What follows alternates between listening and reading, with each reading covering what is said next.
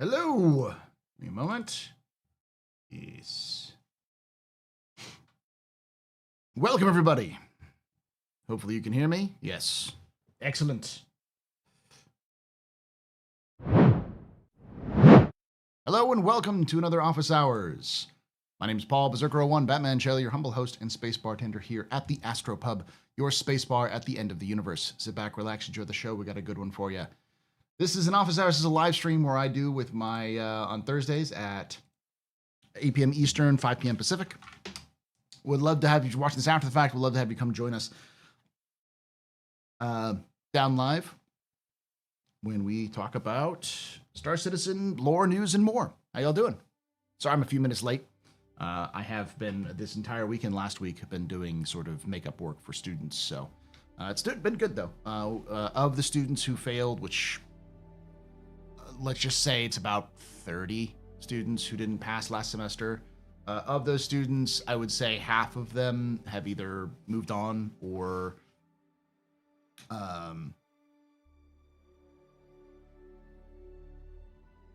worked with their own teachers.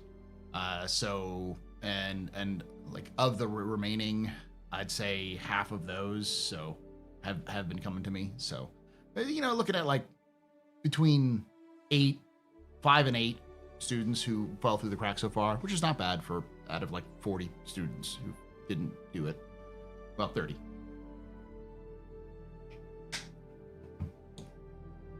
How y'all doing? Welcome.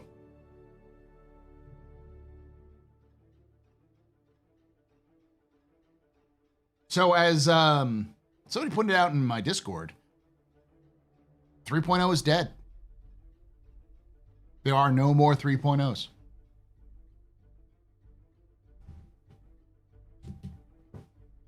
It is finally, completely, and utterly gone. Are we saving Star Citizen? Listen, we can talk about it.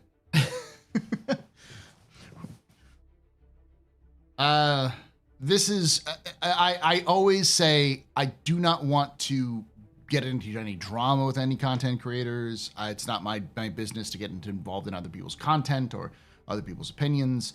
I will share my opinion if I think it's important, especially if that's the part of the conversation. But generally speaking, I'm not here to attack anyone's personal beliefs, especially in other content creators, because I know how hard it is to create content with Star Citizen, which is damn near impossible sometimes. So, here we go. How many years? I believe the first 3.0 was in 2016, so 8 years. You can take away my They've been 2015. You can even take away my space lasers. It was 9 years. But you can never. Hey, Unix. Take away my space game. That's the best we can do sometimes, Zeus.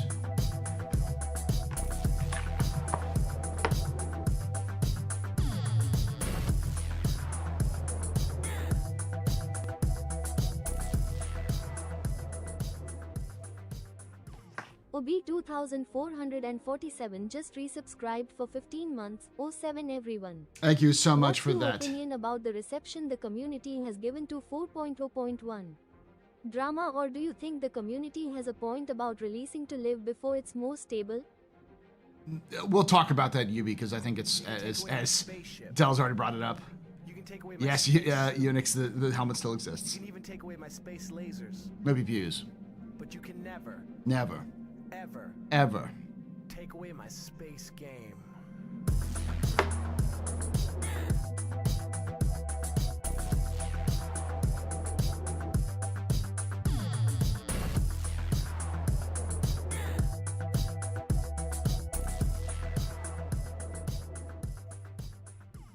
Dibley83 just resubscribed for 20 months. Hooray. Hooray! Dibley says, I'm a simple man. I just poured some scotch. Thursday is my Friday, and AstroPub keeps me from whining too much about Star Citizen. Each sub speeds up Star Citizen's progress by 12 hours, right? Right? Yeah, yes, of course. It's 100% the case. Try to do some save state in Chapter 2, and Pyro is miserable to solo right now. I can imagine that. Apparently, it's a discussion they're having internally, the whole mission sharing thing. 12 months from now. Hey, listen. If it speeds up Star Citizen progress, it doesn't necessarily mean that it's it doesn't necessarily mean it's going to be fast.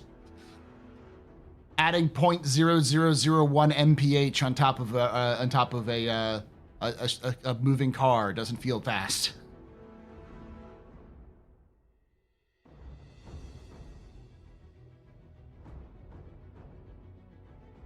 Unfortunately, it's content at this point. Yeah, we'll talk about it.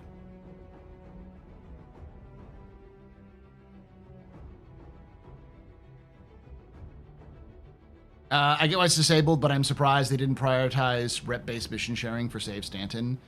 It's one of the issues that I think CIG has consistently had, which feels like a lack of planning. CIG plans for a lot of things, and it's a big, complicated project, so there's a lot of things going to fall through the cracks. But the lack of like realizing that, you know, you need you need like things. You need like some things are going to be prerequisites for others. You can even take away my space lasers, but you can never, ever take away my space game.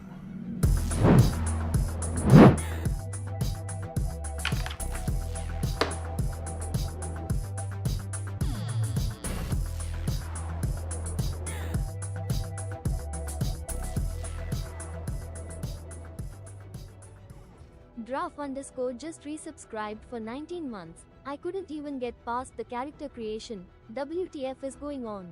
Thank you, Draugr. You're very important. Papa Brain Precipice, very pedestrian. This is your fault. You're from drinking night. Shots and cheers in chat, y'all. Shots and cheers. I don't know. Apparently, it's a complete clusterfuck. You're not the only person I've seen that I've heard about that. What you have to do is you have to create a female character model, and it'll let you in, and then you can change it after that.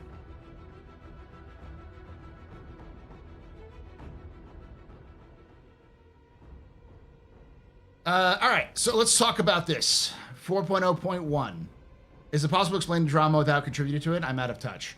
So effectively, 4.0.1 was rushed out.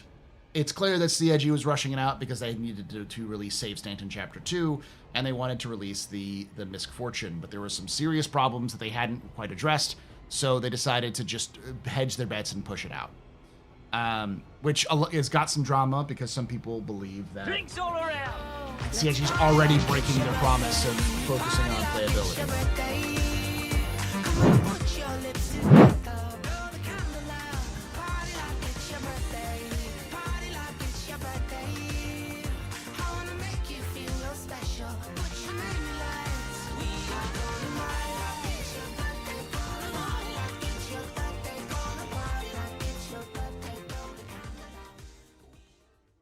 Tusker 635 just got a sub from Cypher_yo. Cypher_yo gifted a tier 1 sub to Tusker 635. Thank you so much, Cypher, for gifting that sub to Tusker. You're both very important poppers, very impressive. Precipices, very neat pedestrians. Y'all rock. Shots and cheers in chat, y'all. Shots and cheers. Ooh, love it. I've come around to the opinion they can't fix it in, they can only fix it in live. So yeah, so it's always important to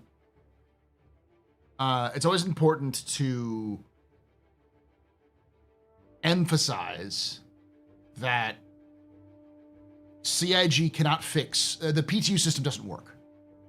Like, it's been clear to me for about a year now, and hopefully for CIG, that PTU is not a viable system for testing the game.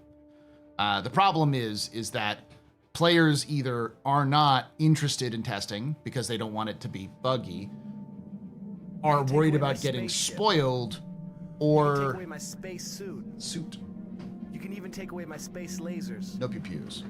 But you can never, ever take away my space game. That won't help you.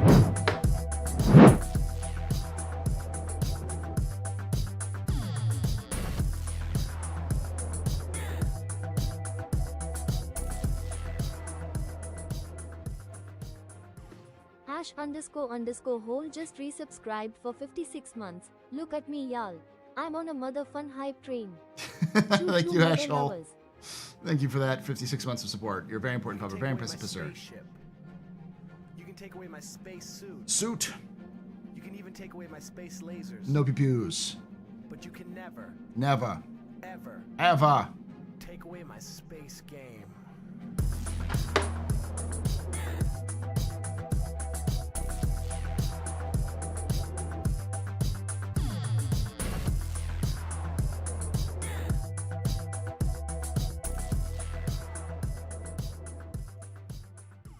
Goki__ just resubscribed for 15 months. Thank you so much for giving that, for subscribing for 15 months with Twitch Prime there, Goki. You're a very important pupper, very impressive, sir. Very new pedestrian. This is your fault. There's no drinking night. Shots and cheers and chat, y'all. Shots and cheers. I've been streaming for 15 minutes. Or not even 10 minutes. All right. So I saw Defano said, yep, Zero, Zizo and I have said the same thing. Too many branches. CIG, and the last thing is, They want to preserve themselves, preserve their virginity for live, or they don't want to deal with bugs, or there's too much, like they don't want to download the game again, or there's no reason to. There's no progress on what going through it. I guess I wish they'd held off on the event for a while. Maybe not during a free fly while trying to clean up the crud they dumped on the bed with 4.0.0. I mean, I agree with that, but like the problem is that CIG doesn't.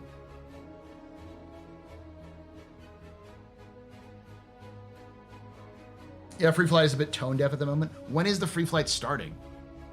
Because I keep hearing free flight, but no one's been able to tell me when exactly the free flight's going to start. I assume it's supposed to be for Coromore, which is not until middle of fucking February, but.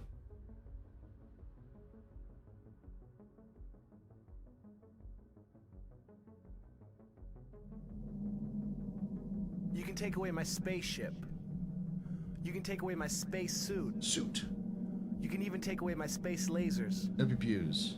But you can never, ever take away my space game.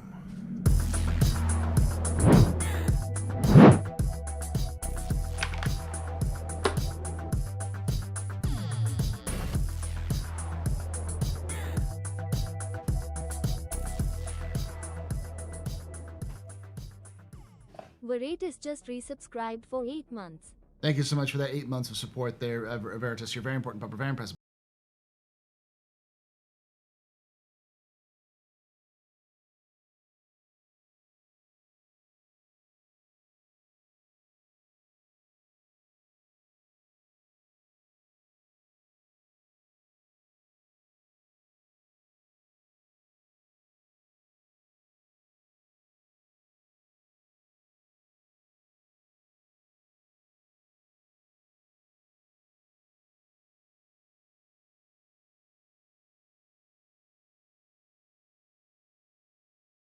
Thank you for coming in, at least. And thank you, Expat. Welcome, everyone, from Expat Stream. My name is Paul, Berserker01, Batman Sheller, your humble host and space bartender here. The AstroPub, your space bar at the end of the universe. Sit back, relax, enjoy the show. Got a good one for you. Thank you for sharing your community with me there, Expat. I am not quite as beautiful as Expat, but you can deal with my more mundane features.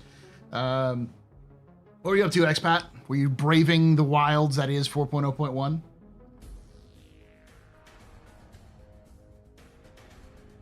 So, for those of you who not know, this is my office hour stream. This is where I do a lot of yak.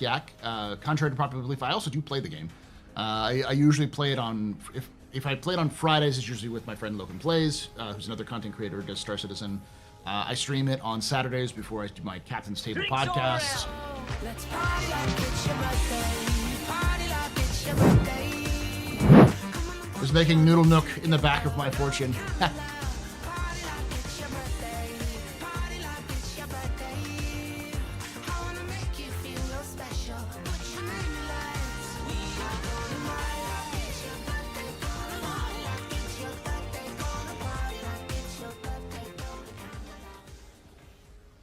Expat Brad just got a sub from Eerie Strettide. Eerie Strettide gifted a tier 1 sub to Expat Brad.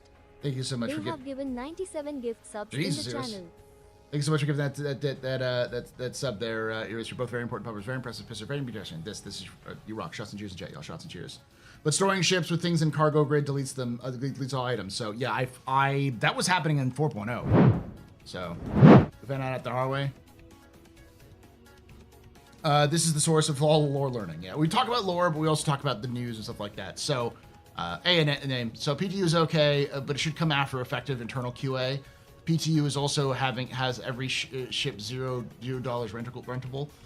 So yeah, no, there's a couple of things that CIG I think needs to do. One of which is the need to give an incentive for it. There's no reason for your average person to test PTU, so they're relying on the generosity of strangers to help QA them.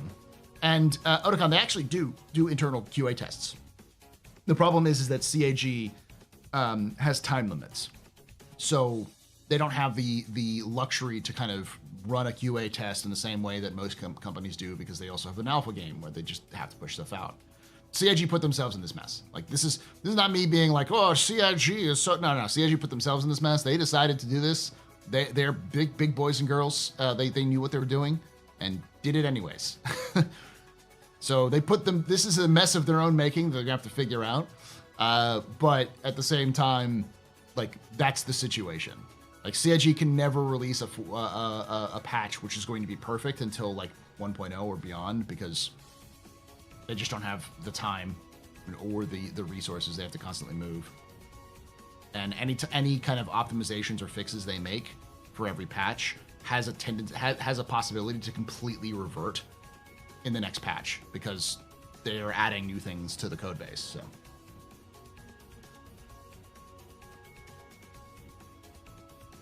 Yep, I'm still rocking the 2070 Super.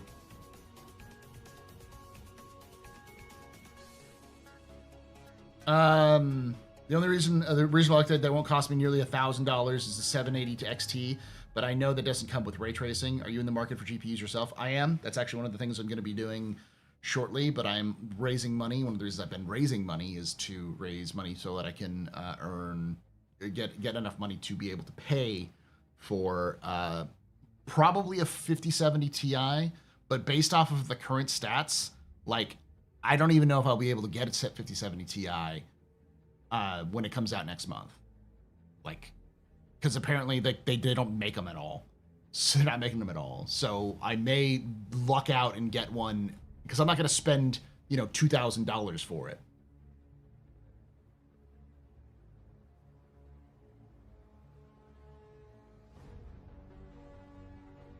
Yeah, scalpers and GPUs, like scalpers for Warhammer models, yeah. The $3,000 for 5070 just isn't worth it. I don't feel like grinding up a chain just to test. Exactly. So the fundamental problem with the PTU. This is kind of the discussion about like why 4.0.1 is so fucked. It's not because they don't have internal testing. They do have internal testing. It's not because they don't test enough. They do test. They probably test too much with PTU personally. But it starts with the fact that they can't get enough people to concurrency test, because nobody's interested in concurrency testing. So they need to do something to incentivize people to test. Progression works. That's the reason why people played 4.0, because they didn't think it was going to get wiped. And I'm not one of those, I'm not going to sit here and say, CIG lied to us. They didn't say that. They said there was going to be no wipes. It's like, no, they said at the very beginning they don't anticipate wipes, but they can happen because of bugs or errors. You went from a 1070 to a 4080 Super last year. Whew. Yeah, I may end up having to get a 40 series GPU, because they'll probably be discounted and anyways, but because 50 series is out, but we'll see. The biggest thing I need is access to the NVIDIA BS, and I would like good VRAM.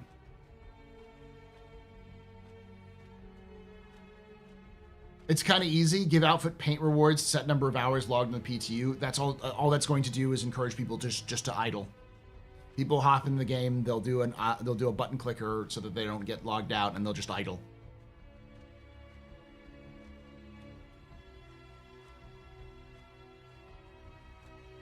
At minimum 16, yeah.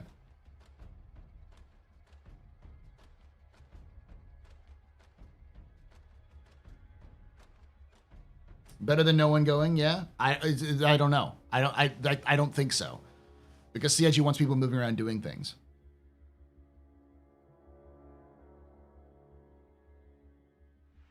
Yeah, that's the other thing, is it's hard to get people to download an entire patch for testing.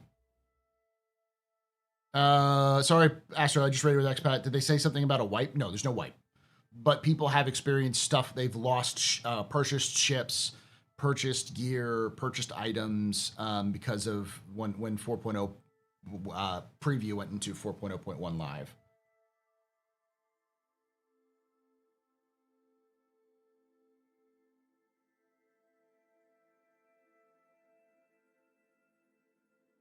A lot of work in person's full-time job to encourage attendance. All games try this for live release games. You can take away my spaceship. So it's not realistic for a test. That's the problem. So there's personally, I think the PTU system is flawed. It just won't work the way that CIG wants. Beyond just a surface level, will this work?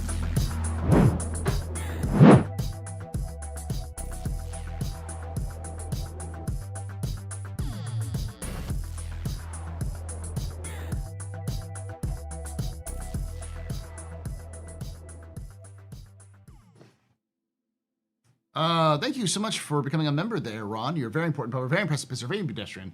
You rock. Shots and cheers in chat. Shots and cheers. Ultra VIP. Ooh, that's like a fancy one. Thank you, Ron. Member on YouTube.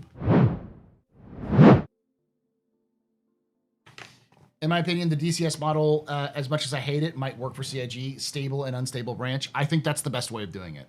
I personally believe they should run 2 different versions of the game at all times. They should have a stable version and an unstable version. They both have progression, which can be built upon. And maybe you get a reward for reaching certain progression markers, or some stats in PTU. Because right now, like, they give like ships and other things to players if for who are really star testers. But like, you don't want star testers, because no one's going to do it because they think they can out-test the sweat lords who are going to be testing the game. People will test if they think they can get something for sure.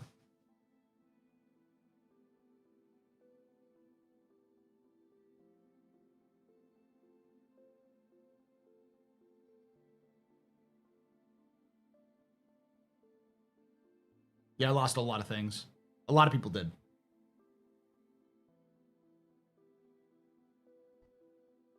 The issue is there's no stable, and likely won't be for a long while. But that's the thing, expat. I'm not talking about stable as in stable, like completely stable. I'm saying CIG gets the game to a point where it's functional, still gonna have bugs, and playable, and then that just doesn't get updated but once or twice a year. So like, you have a game that's basically stagnant, that no one plays unless you want absolute... Hello, please double SC's footprint on your super special hard disk. Then do things in the most frustratingly buggy version of this game that we will put in front of you. Normally our industry pays people to do this, but you will pay US to do that, right? Wait, why is no one testing anything? Yeah, I mean, that's the point.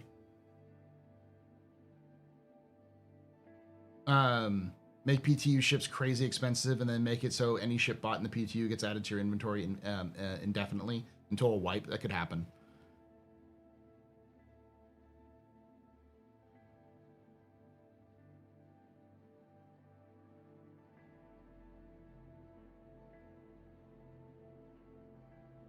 You left your hangar, went into a death spin, and CPU froze. I've not logged in since. That was a problem I had with 4.0. I guess I'm lucky I didn't lose anything.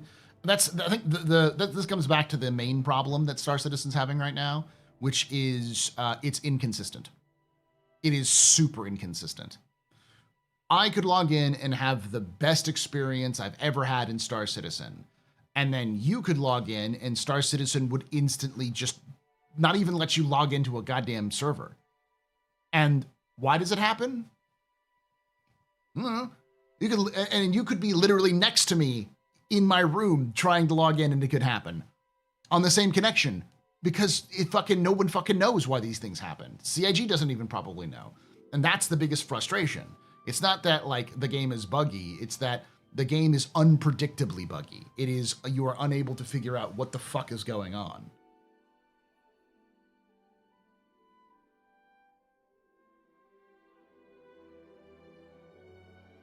I would say wait until 4.1, honestly.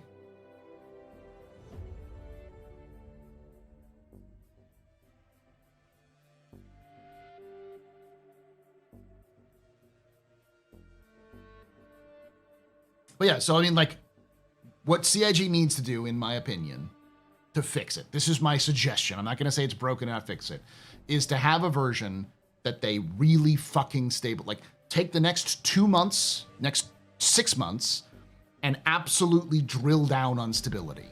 Absolutely do your best to make absolutely everything as stable as humanly possible. Do not add a fucking thing. Do not do any more additions, maybe like mission chains or something like that, and ships, obviously.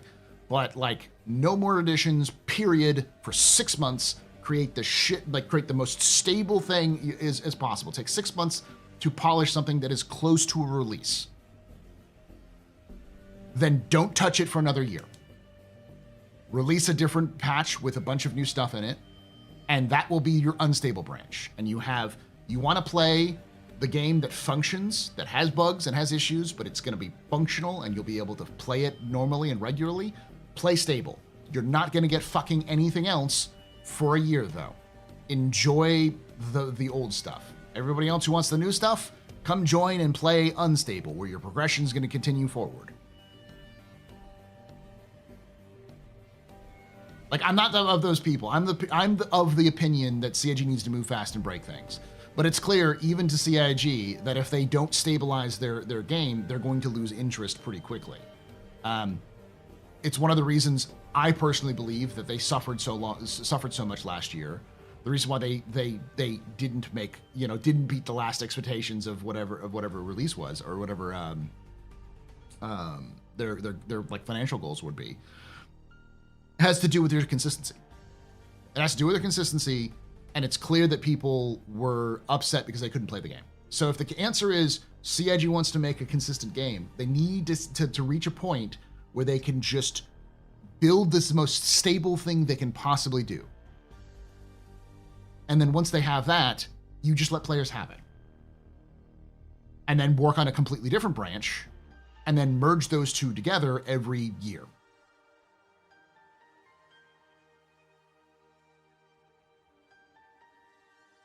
At this point, the community's choice and not CIG's choice, so it's an out. Yeah.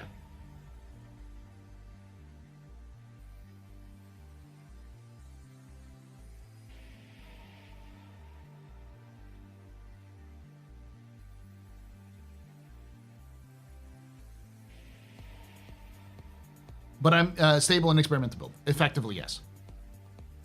Now, do I think that's feasible within the next, by 4.1? Hell, fuck no. Star Citizen isn't going to be stable in any way, shape, or form until, at best, June.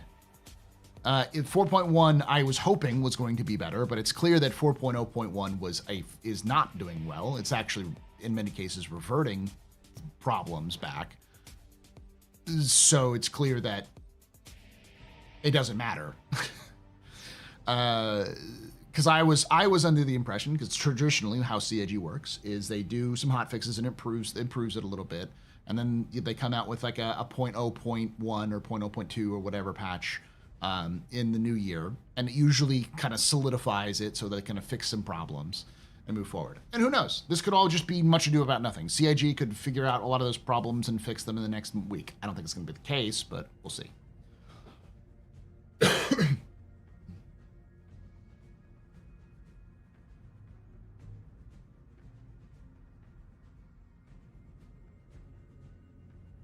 The back end and server meshing are the big blockers for stability at the moment.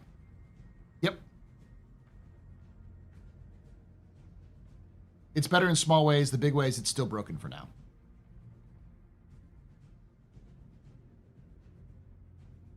And it's broken in ways that are frustrating to play.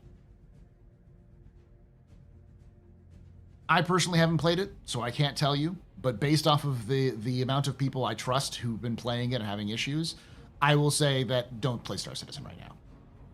Like, save Stanton Chapter 2 isn't worth it. You won't be even probably be able to finish it. And CIG will extend Save Stanton Chapter 2 anyways, because they did the same thing with Save Stanton Chapter 1, because they realized how broken the game was.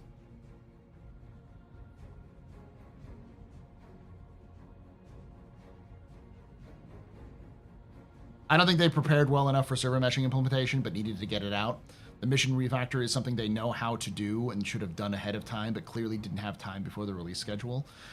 It's clear they didn't finish it before the release schedule. Basically, CIG is 6 months off track from what their originally internal plan was. Because we know their original internal plan was to release it in the summer. So, like, Q2, Q3 was supposed to be when 4.0 came out. And it slipped by an entire quarter or two. And even then, it wasn't finished. But does that mean that CIG should have waited until this year, until March, to release 4.0? No. Because it's clear that if it would have stayed in the PTU, we would have just delayed the inevitable. All these problems would have just occurred in March rather than in December.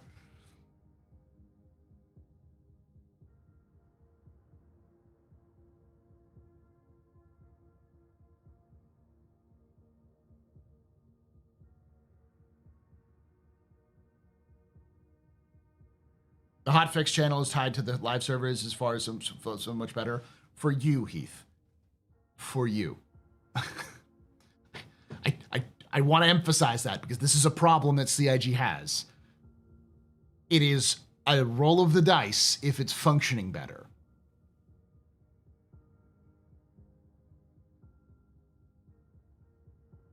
Now, will Star Citizen improve? Yes, every time it is improved. 4.0 is still hugely better than 3.24, in my opinion. Even with all the bugs, the performance improvements, the new locations, all of the things that they've added is so much better than 3.24. It's just the inconsistency of what's going to happen.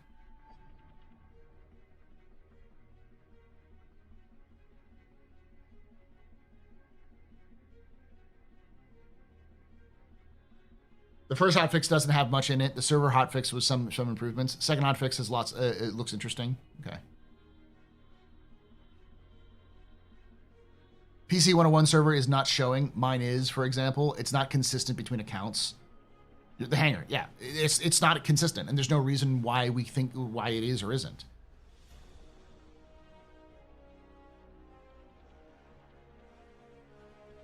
Lost 1 million AUC components. Shipwep for a patch that is objectively worse. Shipwep for a patch that is objectively worse can barely even make it to hangar for 4.0.1. Yeah. Hey, knowledge.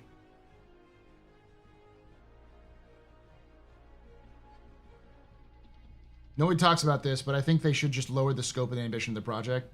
Do what works and not what you want to work. They're not at that point yet. Star Citizen, we're not at a point where server meshing is completely unfucking usable and isn't fixable. It's just not really finished. It's done and working, but it's in its basic implementation.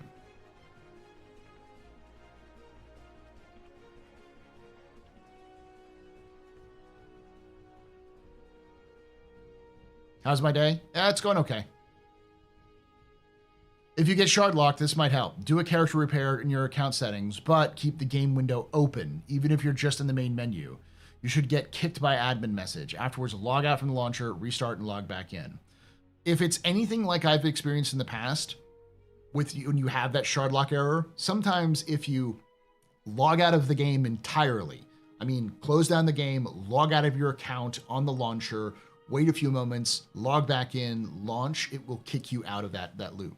And if that doesn't, do that and then go to Arena Commander and then launch into a separate server than you were in before. So if you're like a US servers, you go to Australian servers, it should load you in and then it might be able to switch you.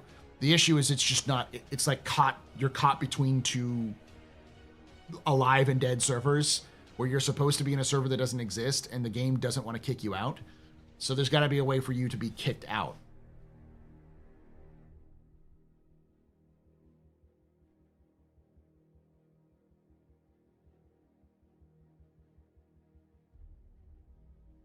We'll go over that here in a moment there, Guns and Glue. I've been saying for years that the lower scope, like planetary landing is nice, but I'd take a loading screen landing like Starfield any day we have now. That's not going to happen. That they've already invested too much money and time into that.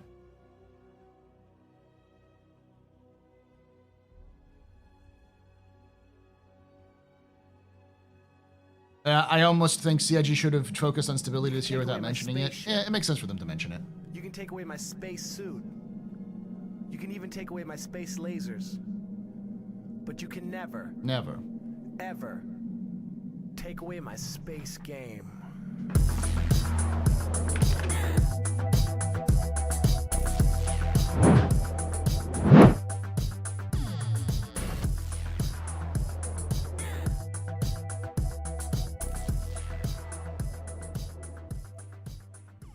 Shogi_HR just resubscribed for 11 months. Cloud. Visit Horizon, the city in the cloud. Thank you, Shogi, for that 11 months of support. You're very important, Papa. Very impressive, Mr. Rainy Pedestrian. This is you can take away my space suit. You can even take away my space lasers. But you can never, ever take away my space game.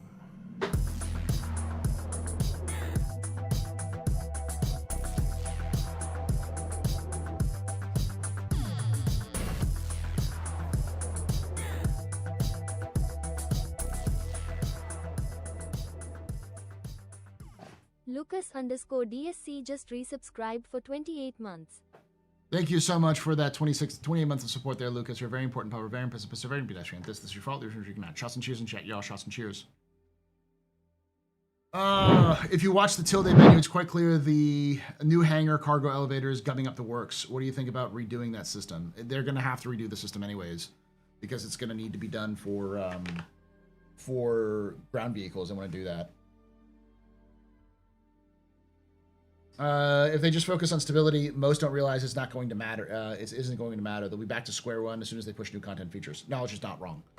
That's the issue. Is that if they focus on nothing but stability, the second they start adding new content, it's going to break the game. And I think CIG is planning on doing some of that, meaning they're not planning on pushing major, completely, new systems, like engineering. I expect engineering to be tested in 4.1, but if CIG gets gun shy about its addition in 4.1 directly, they'll just put it into, like they said, they'll put it into an ePTU and they'll run that alongside live so it gets tested out some more, which to me says, cool, no one's going to play it. No one cares. You're just going to have the same problem where you're running into something that nobody's going to play, but, go off. So someone's been asking, who are the Frontier Fighters? So I'm doing a lore video on that. I'm doing a lore video on the Save Stanton story. A lot of it is recycled content. A lot of it is recycled from my Pyro video. So you're going to hear a lot of the similar stuff because they kind of dovetail into each other, like the origins of the Citizens for Pyro or Citizens for Prosperity. And the headhunters and stuff like that, so people can understand the different factions and what's going on. But I'm also adding in chapter 1, the Slicers attack Stanton, and then chapter 2, the fight for Pyro, kind of who the factions are, what's at stake, what they want to do.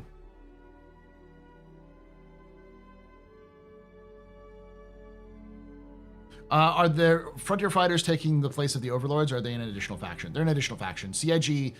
at least the writers seem to have said that they've written just like a dozen plus gangs they have written with narrative, with plans on implementing into Pyro. Pyro is not just going to be, 3 gangs forever. It's going to also have, or 3 factions forever. It's also going to have Xenothreat and Rough and Ready and the Fire Rats and the Horizon and the Drop Kings and Overlords and all of those sorts of groups. They have lots of gangs they want to add.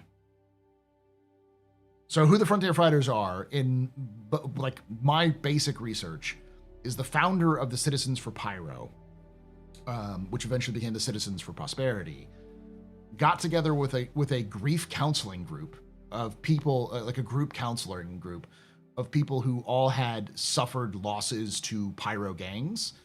And during one of the sessions, the founder of the Citizens for Prosperity said they just wanted to go kill some fucking pyro gangers. And the entirety of the grief counseling group just said, we do too. So they formed a militia and they just started raiding into Pyro and fucking shit up for the sake of fucking shit up. But every time they would go in and just like carpet bomb an outpost, go down and shoot everybody up. A couple days later, they'd be back. And so slowly they were losing members to attrition, dying from, contact.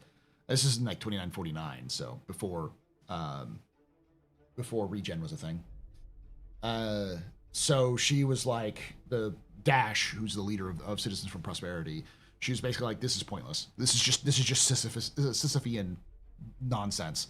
We actually have to change this. And so she founded the Citizens for Pyro as a means to sort of gentrify Pyro. She tried to reach out to her old group of militia to help her out, and they told her she was giving up in the fight. They basically told her to go fuck herself.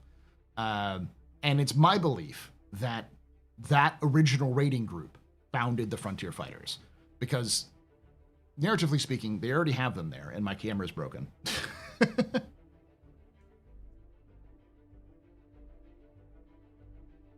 There you go. And they already are mad at the Citizens for Pyro because they're founded by their former founder. Yeah, it 100% makes sense that the Frontier Fighters are just like kill them all, let God sort them out kind of thing.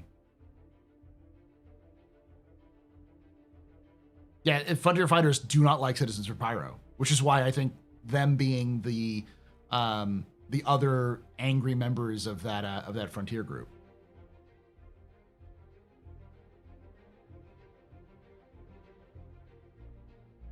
It's kind of weird how we had the whole Citizens for Prosperity are Xenothreat sympathizers and then it went nowhere. I don't think that was supposed to be the case. I think it was just poor environmental storytelling on CIG's part, because I think the Citizens for Prosperity were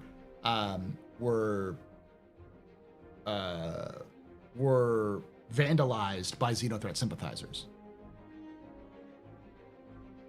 Paul is desyncing. Was he part of the game the whole time? Yes. So do all these groups think they're good? Yeah. Yeah. I don't think any of those groups are like, we're evil. Even Headhunters is like, we're the original founders of Pyro, really. The Headhunters have been around for not as long as the Fire Rats, but they've been around since the mid 27th century. Around the time they first came into Pyro, around the time that Pyrotechnic Amalgamated left. Not Pyrotechnic Amalgamated, Seal left at the last corporations pulled out of Pyro. They came in. They came in during the Wars of the Prophet and took advantage of it. But they've been around for 300 years.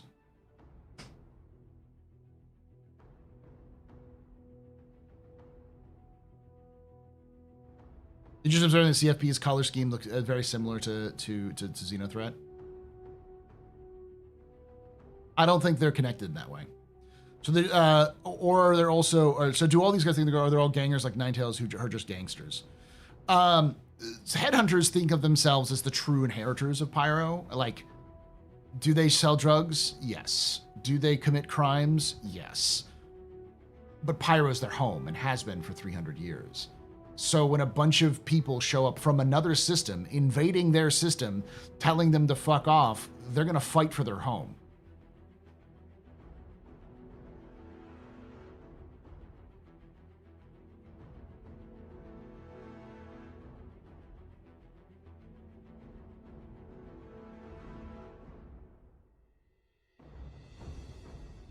So Citizens for Pyro want to coexist, tolerate the gangs? Oh no, they want to absolutely remove all the gangs from Pyro. They just don't want to remove everyone from Pyro. So like the Citizens for Prosperity believe that there are good people in Pyro, because there are. There are people who are independent, miners, settlers, frontiers people, survivalists who don't want anything to do with the gangs. And then there are people who join the gangs and help run things in Pyro. So what Citizens Prosperity is hoping to do is to come in, get all of those people who are non-aligned and bring them into Citizens for Prosperity and help gentrify the system. So, unity in collective strength. But the Frontier Fighters believe that if you're in Pyro, you're fucking evil. Like, fuck off. Like, go die. In my opinion, the Frontier Fighters are the lawful counterpoint to Xenothreat. If Xenothreat is sort of this, antagonistic force, mostly dealing with like the unlawful side of Pyro, the Frontier Fighters are the lawfully aligned Xenothreat. They're just there to kill everybody.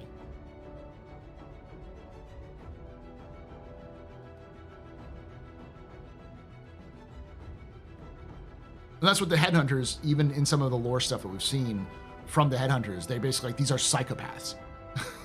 These people are coming into our territory are zealots. Like they're crazy. And if they want to fight, we'll give them a fight. That's what we do. But they're the ones who are actually insane, not us. Lawful? Yeah. The way that the Frontier Fighters see themselves is no one else is willing to do the hard work. They think the only thing that people in Pyro understand is violence and strength. And so they have to go in and show violence and strength to prove that they're better than the Pyrites. I've been calling them Pyrites because I think it's funny. Take control of the system by ethnically cleansing it. They want to genocide Pyro because they don't believe anything's good in Pyro. So, in their perspective, they're doing the lawful thing, the hard thing that should have been done by the UEE years ago, but they refused to do. So you've got zealous, violent vigilantes. You've got the middle way, which is to pacify Pyro through collective union. And you have the zealous, not necessarily zealous, but the violent, natives who do not want either side to come in.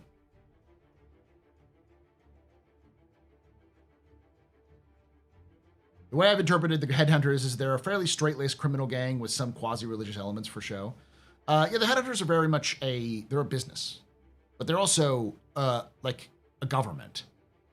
They have had a successful government controlling and leading Pyro for many years. They've at one point controlled Ruin Station. Like they have for a long stretch before Xenothreat. It's been implied that before Xenothreat showed up, Headhunters controlled all of Pyro. Like they were the main gang of Pyro. There are other gangs, obviously Fire Rats, Horizon, Drop Kings. Their main rival were the Drop Kings, who no longer are in Pyro for whatever reason.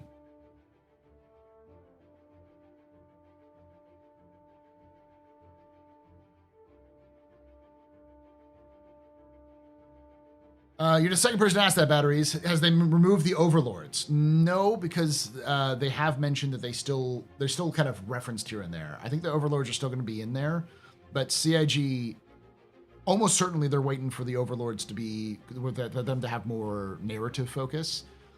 I've joked, but it kind of is this, that the Overlords are a Sentai group, a Super Sentai group. They're the Power Rangers. A small group of individuals who are tight-knit, who seek to dispense justice upon evildoers. Like, is Horizon still a mystery? I mean, we shoot them. Other than that, they're a mystery, yeah. So the Citizens for Prosperity it's implied, at least through the connection, that they're funded by Hurston.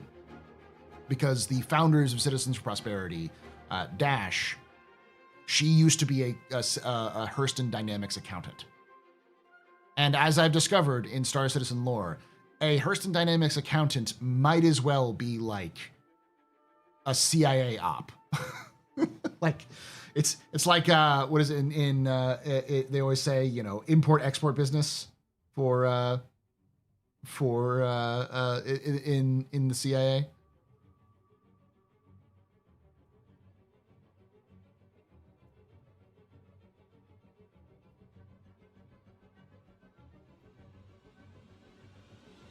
Vandalay Industries.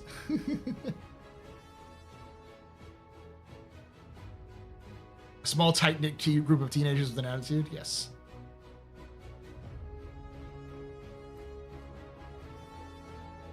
How many groups, factions are going to be in Pyro? A lot.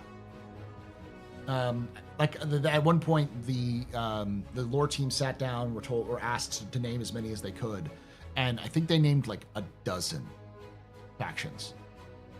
Like, Pyro is going to constantly be in constant ebbs and flows of conflict.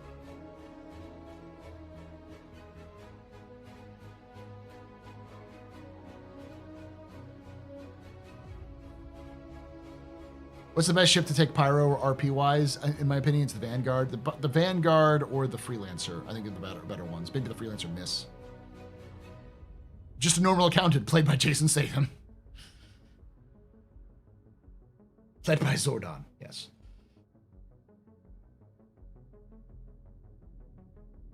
Former Hurston accountant, former Disney lawyer, former company man. Sounds mostly the same. Yeah.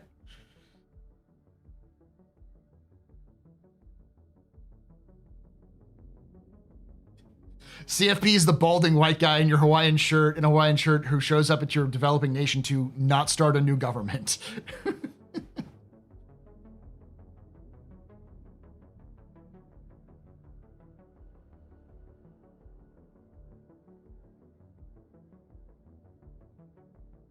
What did you call Pyro? Somalia of Star Citizen? Yeah, something like that. I wish the Frontier Fighters were a little less mustache twirly. To a degree, you kind of have to beat people over the head. Like, there is subtlety, and then there's making sure your audience understands what they're supposed to understand. And unfortunately, when you're writing for a broad audience, you have to hit some pretty big signposts. And I think there's plenty of people who actually like the Frontier Fighters.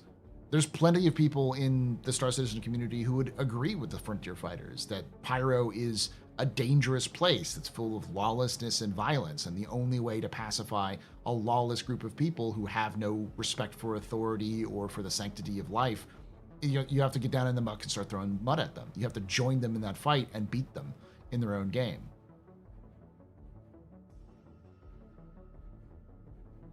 Weapons free, y'all.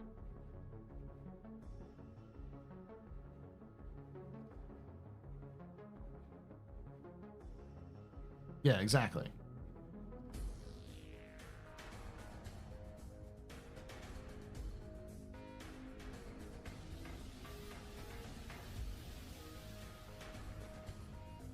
I like the Frontier Fighters. I'm just the an marketing old-fashioned is just, cowboy. Written by Shadow the Hedgehog. Let's watch that for by the way, for real quickly. The one thing I will say for certain when we're talking about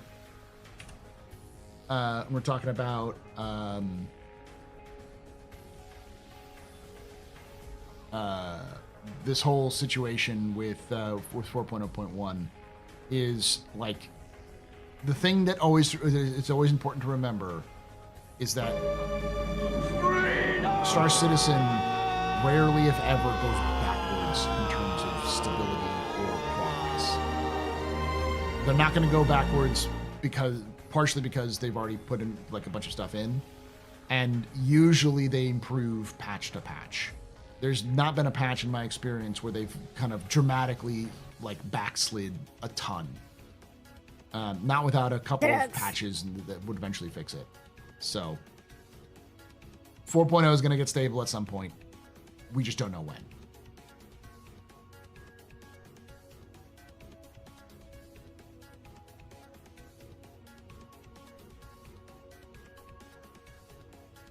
What's the situation with 4.0.1? It's really bad right now. Like, people are getting locked out of the game again. People can't even get past the character creator. Like it's the stuff that should have been handled with 4.0 or stuff that should have been handled through 4.0, but when it goes to live, things break. So to be honest, CIG doesn't know when either, but they're trying to find out. The Frontier Fighters could have an eagle emblem, maybe a skull emblem. Oh, they're a quick response force, so they could have lightning bolt emblems. Maybe even 2 of them.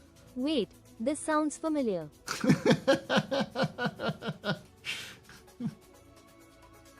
I mean,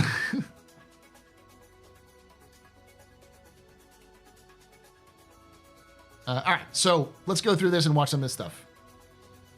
So speaking of this presentation, fight for Pyro. So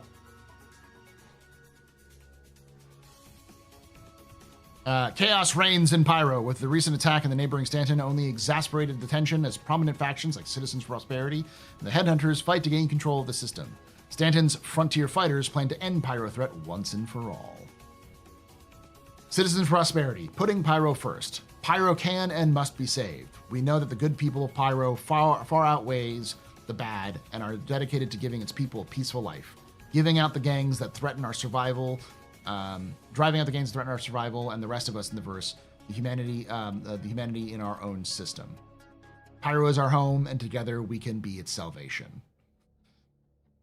Through the power of friendship, we can kill God. All right. Headhunters, your unfriendly neighborhood outlaws. Sure, we steal stuff. Sure, we deal drugs. But at least we're honest about it. Pyro's real problem is the amateurs who don't know how to break the law like upstanding criminals. They're the ones bringing Stanton to our door and these mad extremists down on our heads. These frontier fighters need destroying, and luckily, we love a good fight. People are asking which I'm going to side with. I'm a smuggler. They provide product. Also, in my opinion, they're the true rulers of Pyro anyways. Until at least we can get the fire rats. They're the true inheritors of Pyro. Frontier fighters, kill them. Kill them all. We're fighting the real battle that no one else has the stomach for. We tried to reason with these bleeding hearts and lawbreakers, but they refuse to see reason. Citizens Prosperity's noble mission is a joke. Pyro is a lost cause. The only way to save this system is to wipe clean the filth and start again. Frontier fighters. All right, let's watch the video again because I actually like this.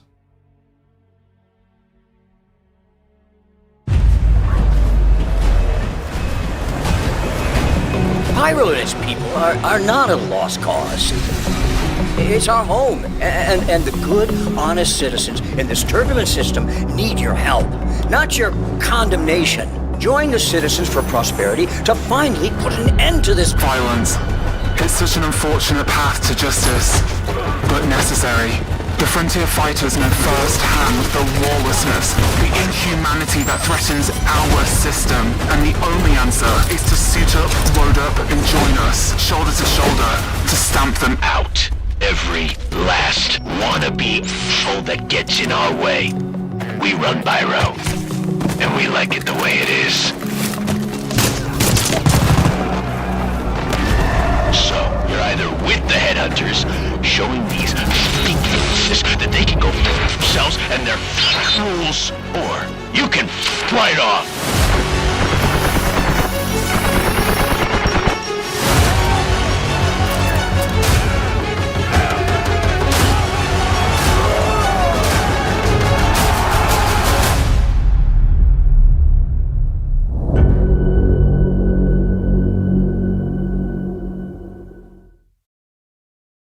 I like it.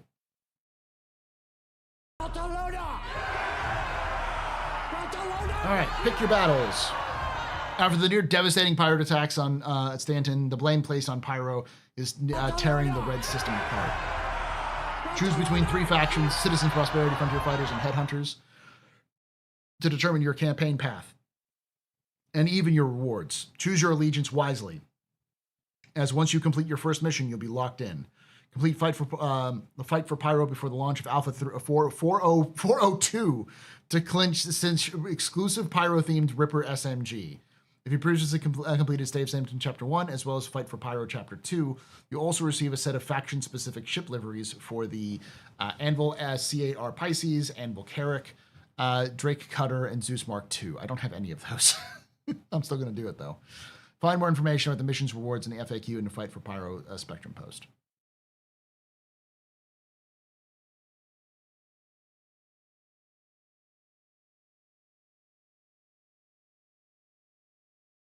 Give me a neutral option. That's not how Star Citizen is going to be built.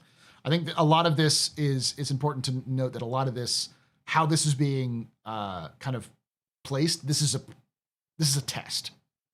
This is CIG trying to figure out how to make faction warfare work in the game by testing out this in terms of an event. And they're going to find out what works and what doesn't work and move from here. But the one thing you'll never see is a neutral option. CIG wants you, they want to force you to pick a side. You cannot participate, but if you don't participate, you won't get the rewards.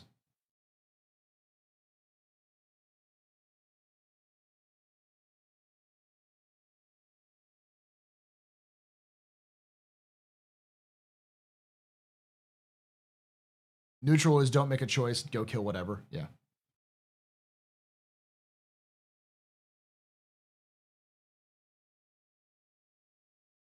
The one thing that I'm pretty sure is they said this is the last chapter, because chapter 1 was Save Stanton, chapter 2 is Fight for Pyro. We know that CIG has created Xenothreat skins. Like there are skins for Xenothreat which match the ones like the ships that were given for the Fight for Pyro. So that even though they said this is the last one, I think we're going to get chapter 3. And chapter 3 will be Xenothreat. Whoever wins this fight has to fight Xenothreat.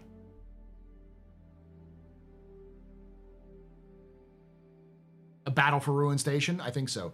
There is, in fact, in the monthly report, there is actually a image of what looks like a Xenothreat version of Ruin Station that they haven't, like with Xenothreat, like emblems and different decorations compared to what we've seen before. I think that's probably what they're going to do.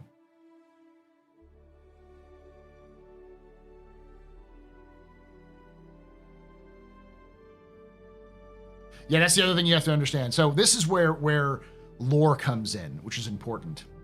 By backing, if you back the Frontier Fighters, you pretty much are going to be negative rep with every other group except for the Rough and Ready. So you won't be able to land in most places in Pyro. So you're locking yourself out of multiple landing zones. And while people might complain, for me, it's like, good. You've chosen your side. You've made your stand. You've put your stake in the ground, and this is where you're going to stand. Don't back out now because you don't like the consequences of your actions. That's the reason why I'm choosing Headhunters, because I'm like, who's survived for like 300 years in the Pyro system? Fucking Headhunters. Who's likely to stick it out the longest? The Headhunters.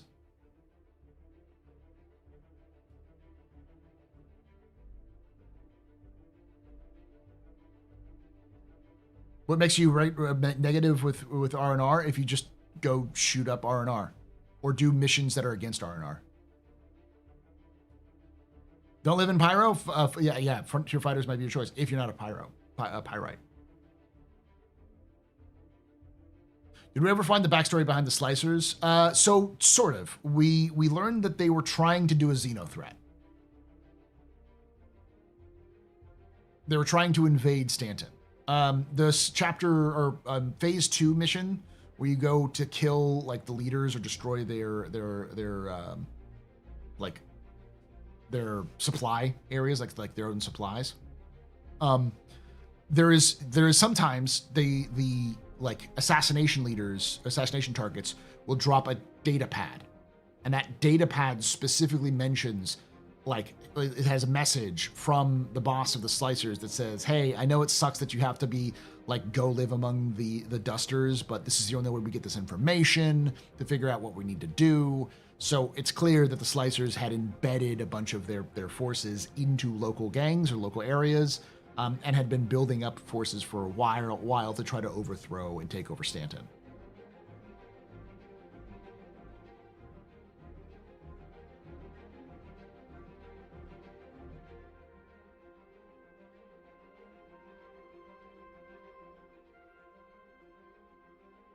Why isn't R&R an option in the event? R&R is mostly neutral, and I think CIG wants to keep Rough and Ready neutral because the stations are the easiest way to get fuel, and there's no real means to get fuel right now.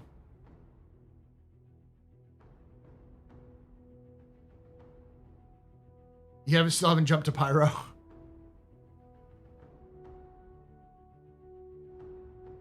Why not Xenothreat? Let these three factions fight it out, and everyone's at their weakest. Xenothreat sweeps in and sweeps them all aside. I think that's the idea. I do hope FF get negative rep with R&R though at some point. Yeah.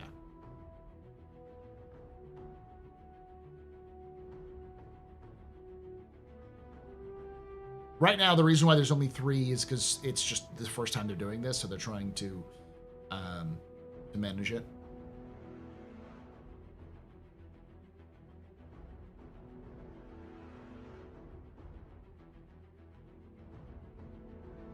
Whenever they make refueling more of a thing, maybe they could knock out a station or 2. Yeah. I just want FF to become yet another gang of Pyro because the irony is fun. Which side will Armin Strong support? He will support none of the sides because he's a true son of Stanton, not the icky Pyro. All of them are dirtying themselves by going fighting over a worthless hunk of territory that nobody wants except for losers and terrorists. Question, do you think this 4.0 X cycle is buying time to get ships ready for engineering? No, I think it's them. They'd already had this plan before engineering was cut. They just wanted to, kind of run it out. Almost certainly. No one tell us, Senator, the oil is discovered in Pyro. At that point, we need to free the fuck out of them, but it's not a frontier fighter way.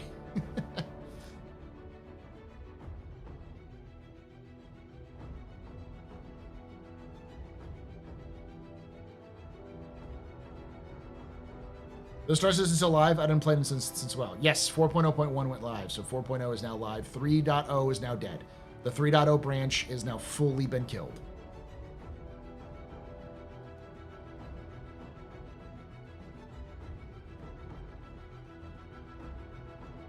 On the FF grind, they don't make it as easy on the others so far as the others so far. Yes. 4.0.1 is broke as fuck though. Yes, there's currently a hotfix. Apparently, the most recent hotfix is doing better than the first hotfix. So we'll see, and that's supposed to come out tomorrow. So.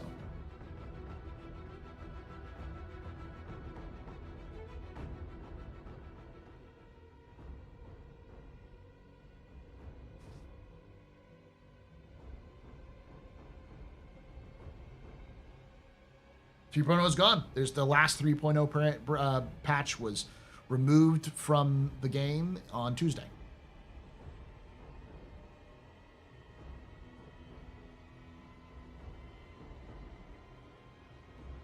Terminus is supposed to have Hadnite and Ruin by it. Yeah.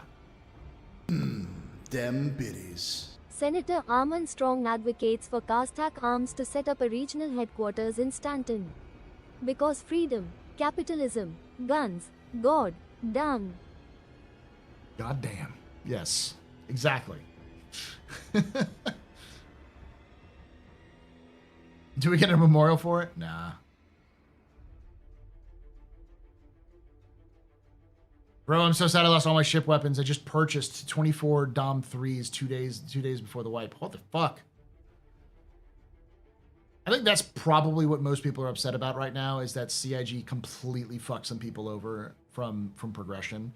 People, because CIG had said there was not going to be a wipe, and now people realize there's a wipe, and they're mad because they think CIG wiped and didn't tell anybody, and it's like, I don't think they intended for it to be a wipe. They say they improved to LTP.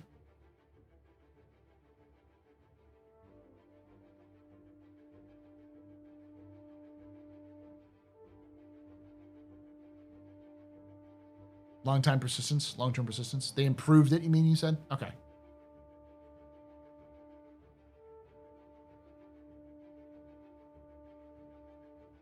I couldn't tell you how many patches were in 3.0. There's so many, because if you count all of the, like 3.0.1 and 0.2 and all of those, probably close to 50. Because we got up to 3.24, and almost all patches had at least 2 sub-patches. So you're looking at, like, at least 40 patches in 3.0.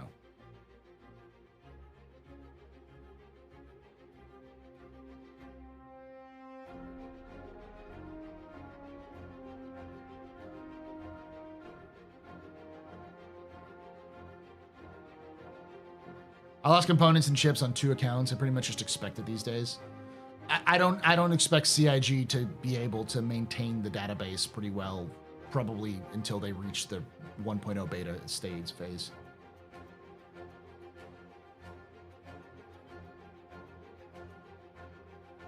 So a lot of us playing right now just got CTD'd, no matter what region and what game locked us all to EU 140, which is borked. Why CIG? I don't think they intended that.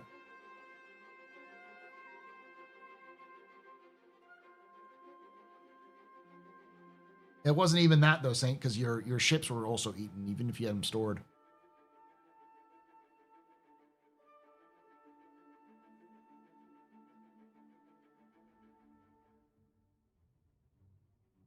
Expecting CIG to administer this game effectively is a fool's game until 1.0 at the earliest. CIG just has too many new R&D features they have to fix. I think we should just give it a few days and come back to the game. At the earliest, a few days. I think you may want to wait until 4.1 at best. Luckily, it's February. February's coming up, so pretty much every game that couldn't make it in Q4 at the end of last year is going to come out in the next couple of weeks. Civilization 7's coming out.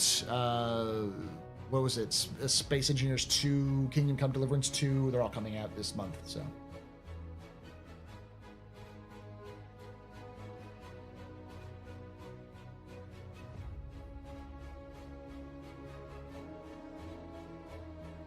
Yeah, the new Monster Hunter.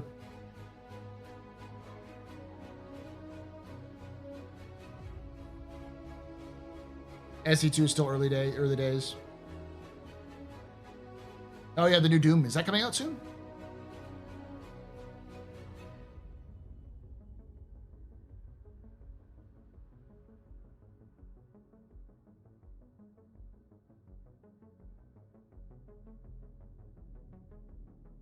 Monster Hunter Wilds is going to devour a lot of people for a while. Yeah. Comes out in May, so it's going to be out for a while. Hey, Donnie. How you doing, buddy? Yeah, I haven't even beaten the first one, so I actually kickstarted the first one. That's how old it is. That's how old I am. That's how much I've invested in it. Fun fact: Kingdom Come Deliverance and Star Citizen are actually tied together. Many people don't know this, but they traded technologies. I believe CIG gave them some rendering tech and to make things look better. And Starcloth has its origins in Kingdom Come Deliverance's system. Because when Kingdom Come Deliverance was kickstarted, Chris Roberts gave it a shout, gave it an announcement boost early in the days, and because they're both using CryEngine at the time, they've decided to swap technologies.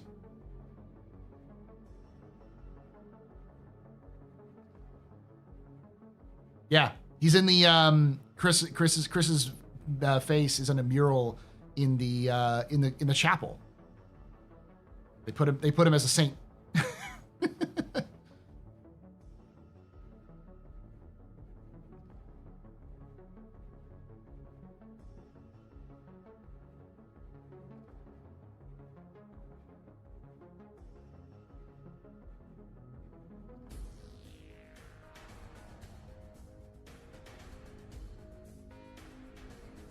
It's in the chapel of one of the bigger cities, bigger towns, if I remember correctly.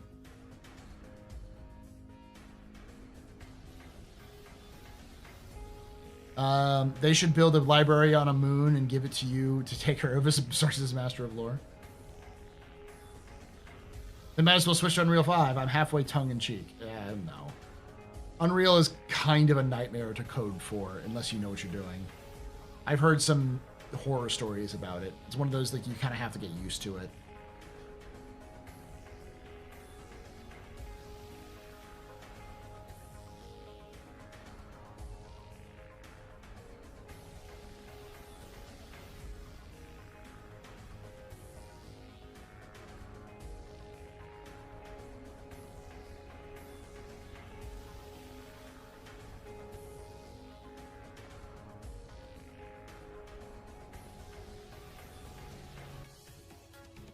Are each of the Pyro starting stations faction controlled?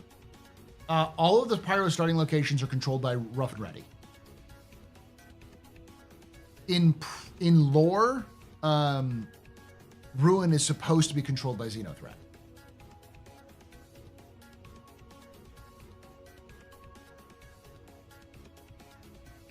There's so many games that are the perfect example of why you don't make a developer swap engines. They're not comfortable for people to make that joke.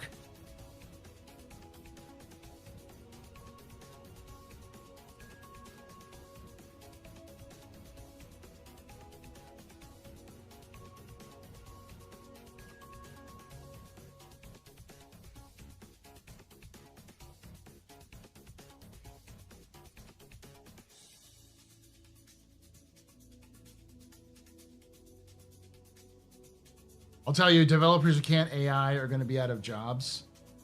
Hotfix is up. Awesome. Is it been deployed? Guild?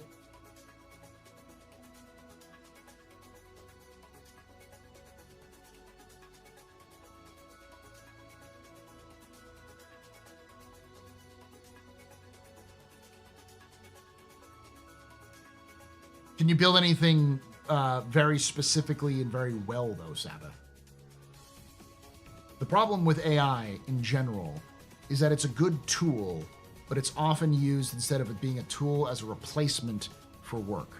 And the tech isn't there yet to be a replacement for work.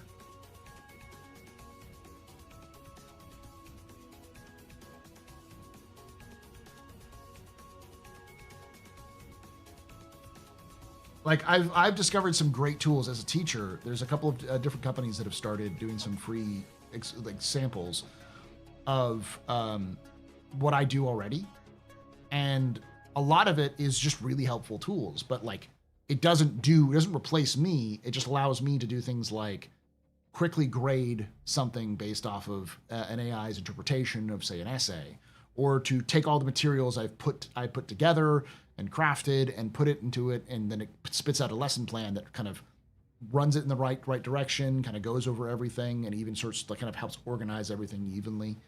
I still have to review it and make sure it makes sense and cut stuff out that doesn't make sense. But the process of me putting all that together to have it spit out takes me like 10 minutes when a lesson plan can take an hour of writing and editing and revisions and stuff like that. It usually takes less than time than that, but it depends on the lesson. So there's definitely some ways of making those tools which work well, but it can't be a replacement.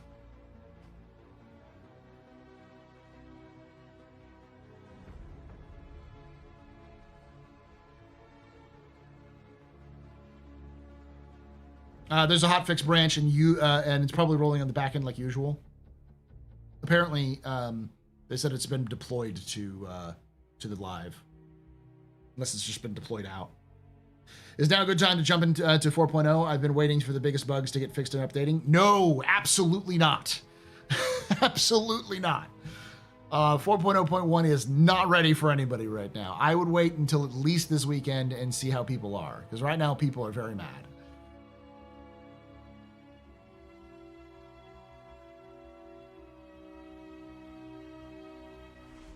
AI is not just mediocrity and outright theft. The creative ML tools are only subset of AI or machine learning tools. Yeah.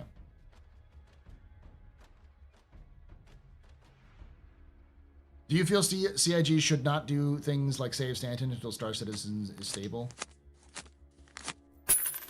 Hey, a tip! SCAP, super chatted $19.99. If SIG wishes to silence my complaints about 4.0.1, they have two options. Either recover my lost assets, or give me a rocket strike. Thank you for them $20 Escape. I think we'll all take the rocket strike. I honestly think your rocket strike idea makes sense, and I hope CIG take good runs with it.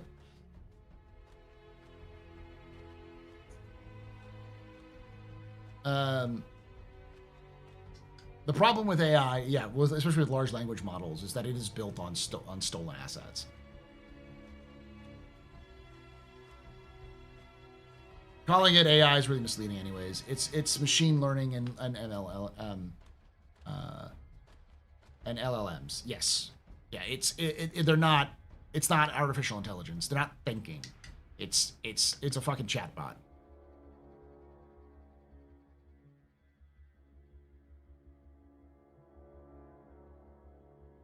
They do things like save Stanton to drive up concurrency so they can find problems and fix them. So no, it's also I don't think they should stop it either because it's fun. I just think what they should do is when they reach beta, so when they reach the end of all of this, re-release all of these events in the order they're supposed to have actually occurred in lore, so that players can play all of the events that are supposed to be time limited before the game goes live. And then 1.0, you start the game fresh with the new sort of thing. So you have the idea of like a pre-launch and post-launch. So you can think of the pre-launch being sort of the prologue, the stories that lead up to the main story that you're playing in Star Citizen, which you don't have to play to get the context for, but it would be cool for people to be like, oh yeah, I was there. Like, you know, like, oh man, this is some like Xenothreat shit. It's like, I was there when Xenothreat first attacked Stanton. And to have players be like, what? That's just like a lore point in the game. Like, no, it was an event. We could be there. We could fight them. So we were technically in lore, that kind of thing.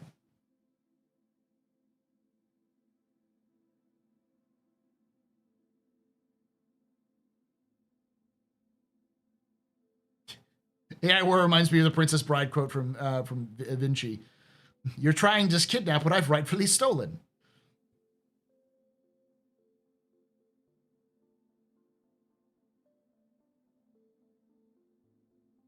Save Stanton is an important test for antagonists of Grep 2. Yeah. It's a pretty cool chatbot, though. Yeah. Stolen assets, looks at Vulture.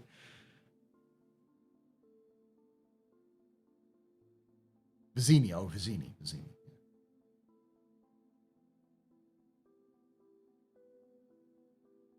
I've always said AI as a concept, or the LLM, the large language model concept, isn't a bad idea. And trained ethically, it could have been a little bit better. It would have hit a little bit better, but it's always been oversold for what it actually is capable of.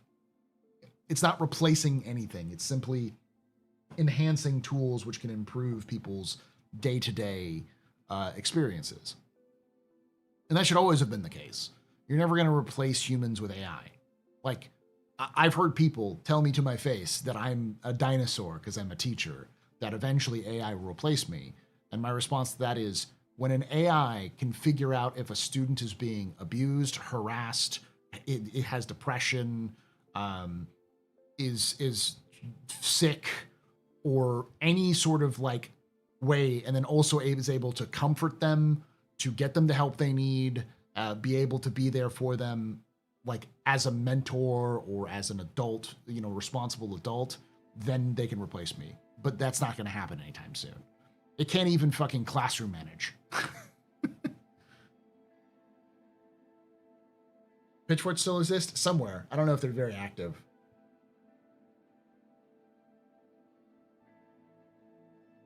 Like, when software developers are still going to need to learn how to code, because eventually the models will break, you know.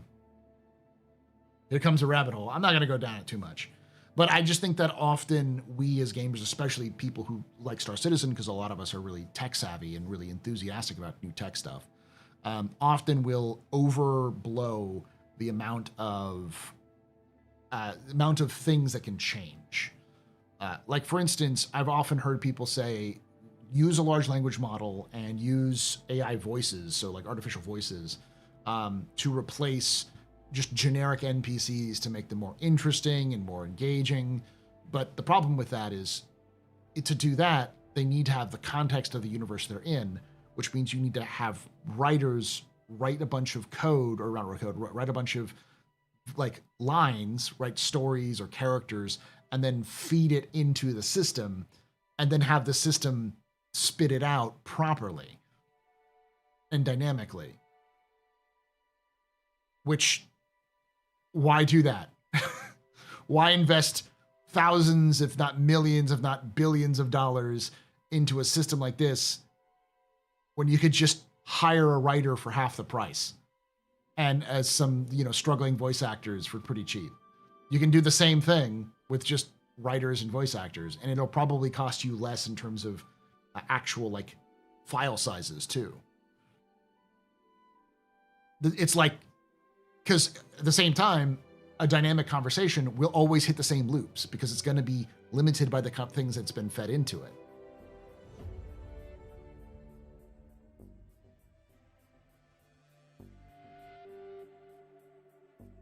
Star Citizen lawyers predicted that outcome, yes.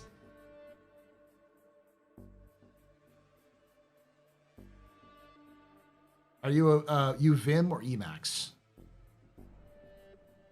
I recognize those names, but I don't know for personally. Probably more like Vim, but I may be wrong on that one. I'm trying to remember what those are.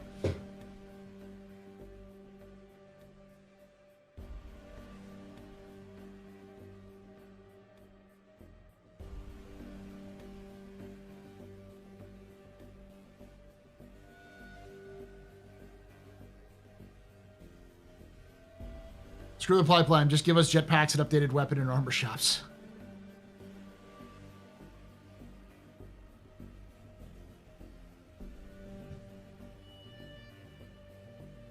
Not from me. Oh yeah. But it's one of those things where I think we often can get wrapped up into the good of technology without understanding the purpose of it. And you know who's definitely guilty of that? Chris Roberts. 100% Chris falls into that trap all the time. New technology comes out, Chris is eager to take advantage of it and create new stuff with it, and that delays Star Citizen because he sees Expanse and wants to mimic the Expanse's flight model or any other kind of rabbit hole he wants to chase himself down. Which, in fairness, is Chris Roberts, has always been Chris Roberts, and that's sort of like makes sense with the kind of project he has, which is heavy R&D. But eventually, you're going to need to like pick a fucking lane and go, which is what I think he's realized. Hopefully, over the last years, that just you need to have an exit. This needs to be released. It can't just be made forever.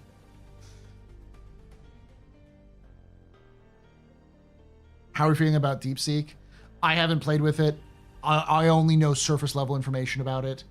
All I know is from a financial standpoint, they absolutely just screwed over the LLM models, or the LLMs that are the LL models that were already in place because of how efficient it is in comparison.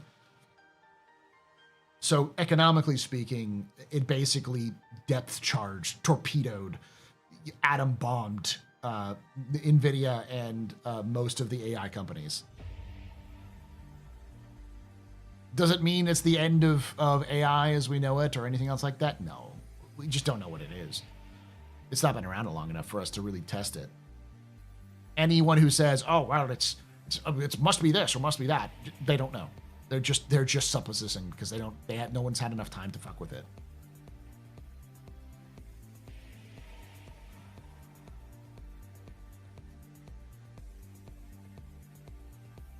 I've always felt like the game is on the right track. It's just a huge project. They need to have a ton of old code, technical debt.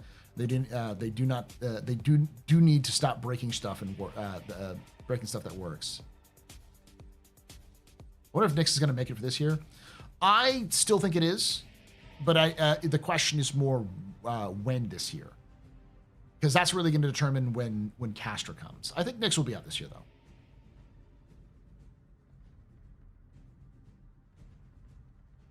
It could be the Sputnik moment. Time will tell. Yeah, people are calling it the Sputnik moment, but like, how do you defeat that? How do you fix this problem? How do you make it more efficient? How do you improve AI? Because I think a lot of the like smoke that's being like artificial general intelligence is going to come from this. It's like, no, it's not. It's a fucking chatbot. Like, can you get it to do better things? Yeah, but it already has its own limits. Like LLMs are dead end when it comes to that sort of thing.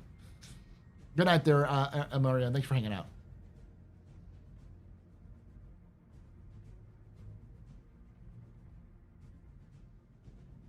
That's what I was talking about, though. Use AI agents for NPCs. The problem is the load in terms of the amount of like space it would take. So it need to be optimized to shit, which is just not right now. And the like Goff works fine. Like there's the differences between an LLM driven system and Goff is probably indistinguishable from your average person.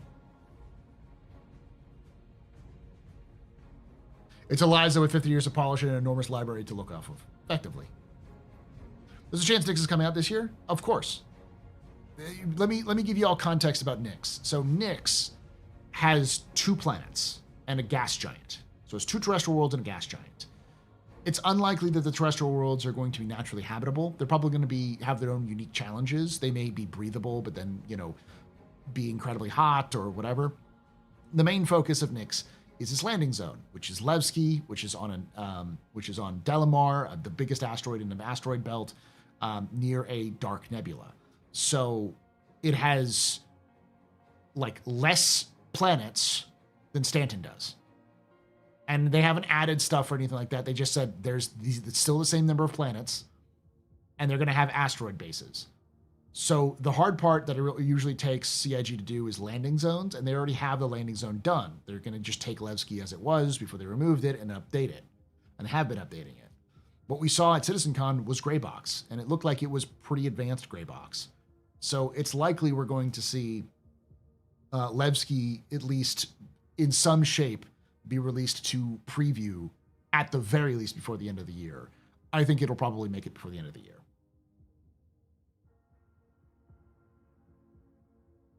AI agents are basically like old programming logic, but done with AI based and on context and smarter. But the problem is it efficient? That's the issue. Because like the current models that work like that, for as far as I know, are very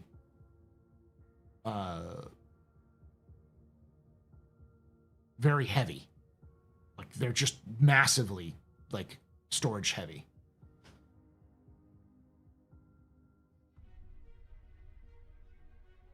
Delamar better look good. Have you not seen CitizenCon? If you're newer, if y'all come back recently and you haven't seen it, there's actually an entire video or entire section they did on Nyx at CitizenCon where you get to see it. It looks good. It looks good. It's very different than it used to be. Whereas it used to be just sort of like a lumpy planet or just like a small planet, like a moon almost. Now it's uniquely shaped. So.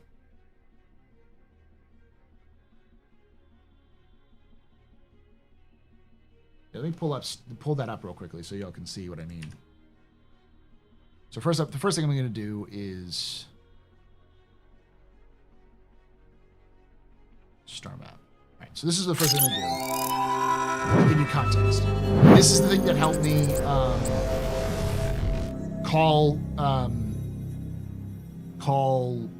Castra well before it was ever called by CIG. So here's Sol, here's Pyro, here's Nyx.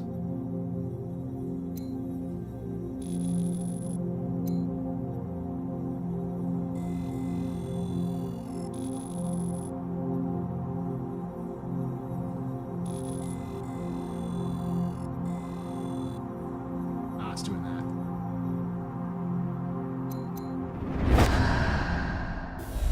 So here's Nyx.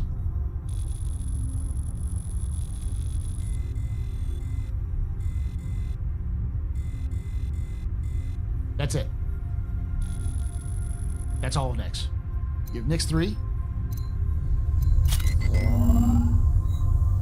which is an ice giant. It's not a gas giant, it's an ice giant. Nyx 2.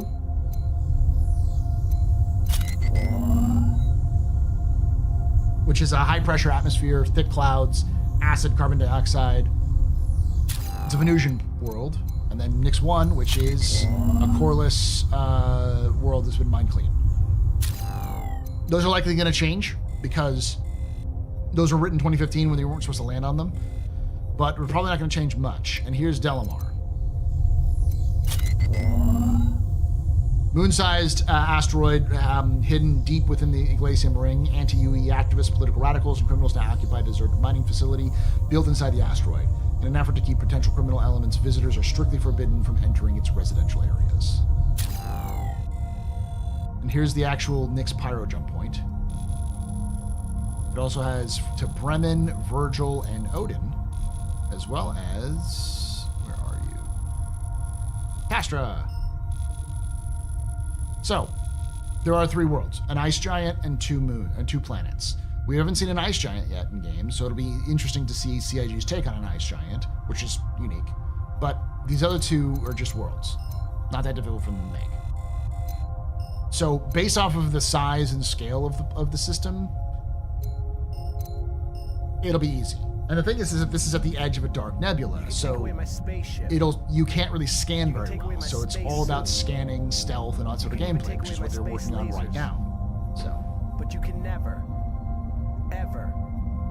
Those space effects, though. Yeah, special effects, though.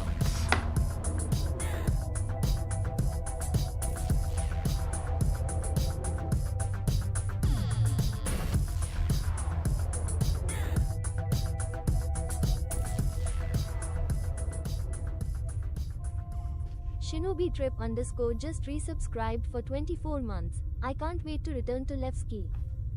Thank you so much to Shinobi for that 24 months of support. You're very important, Pupper. Very impressive, Mr. Rain Pedestrian. This is your fault. There's a trick night. Shots and cheers in chat. Y'all, shots and cheers. So, yeah. So, we know it's not that big. So, it's not going to be very difficult for them to make because we know that they can make star systems pretty quickly. The thing that was a blocker for Pyro wasn't the star systems themselves. It was server meshing.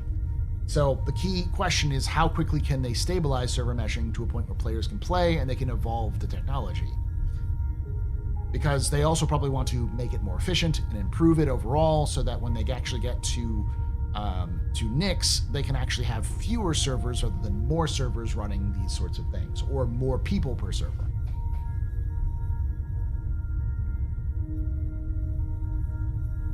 No problem. But anyway, this is something, because like legitimately, this is one of the things to do. The reason why lore is important, and I've always said lore is important, it's not just because I'm a lore guy and I like lore. It's because CIG's lore is written after gameplay. So the lore team doesn't write a story. They wrote an outline for what the general story is going to be and the general plot and the universe. They did a bunch of world building, which was very generic back in the day. Then it's up to the gameplay teams to actually take that rough outline and turn it into a story and an interesting setting.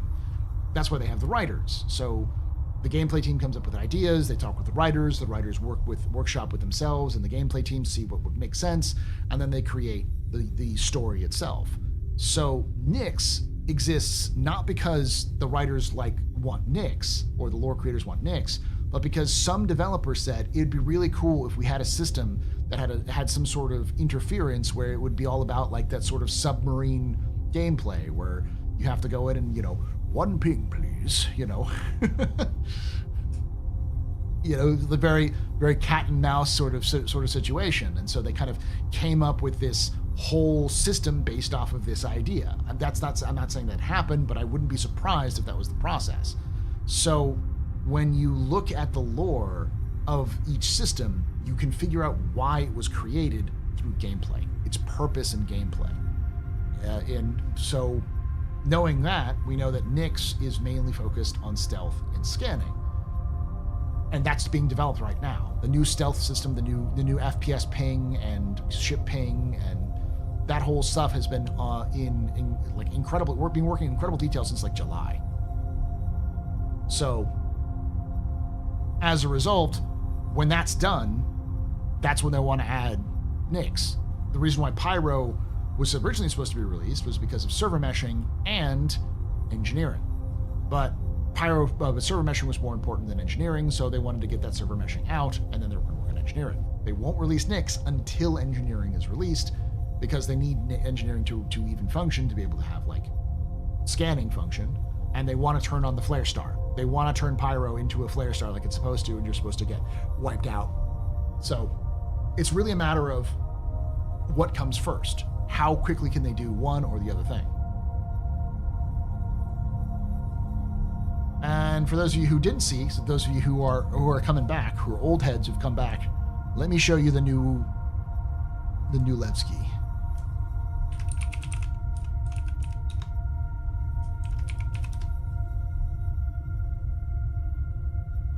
Okay, so this is from PGR. PGR is always good. Before we get into the video, I'd like to let y'all know that I'm doing a giveaway for an LTI Argo.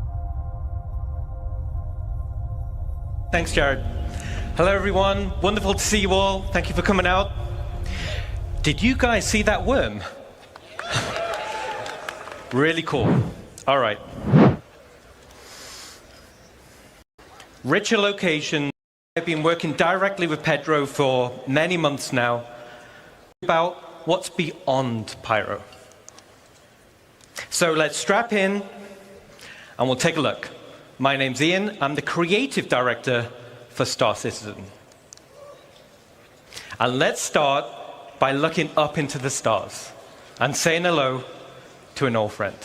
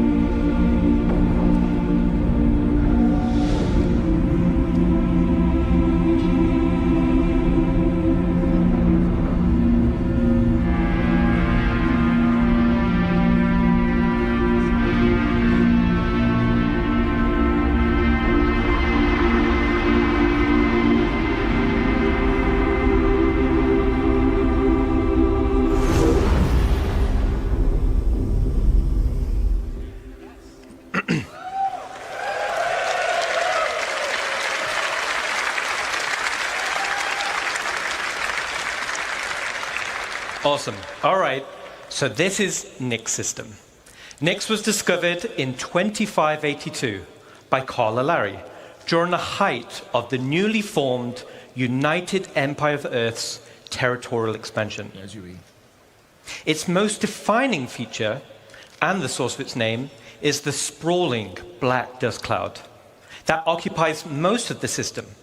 The dust cloud severely hampers visibility and can interfere with your ship's scanners. You see that? You hear that? That's its gameplay purpose. It's supposed to be there to teach you how to deal with scanning properly. This system does, however, border with Vandal space. And that's its other feature. So, visitors are being advised there are Vandal raiding parties hitting locations throughout the system. But, despite this, a small community has formed in the system, and this is on an asteroid in the belt between Nix 2 and Nix 3, and this asteroid is called Delamar.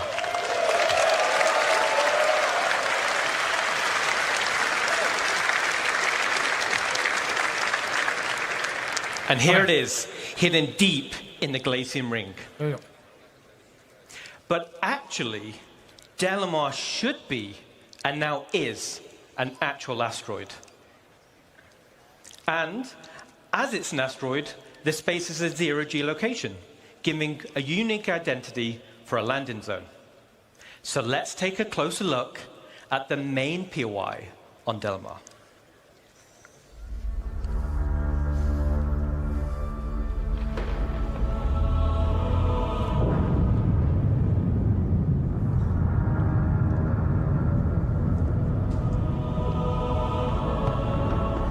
Borehole.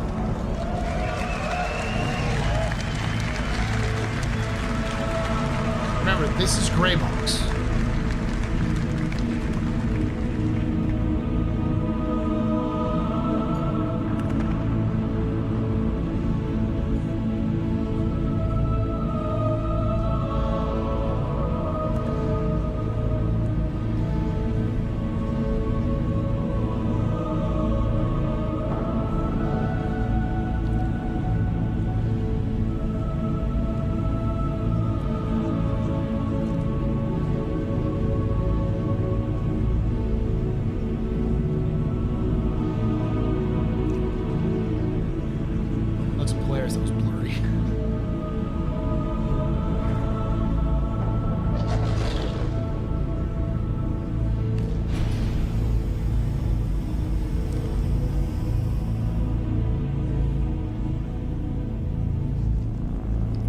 I don't think this is any of this was done by the cinematics team. I think this was done by the ISC All team. right.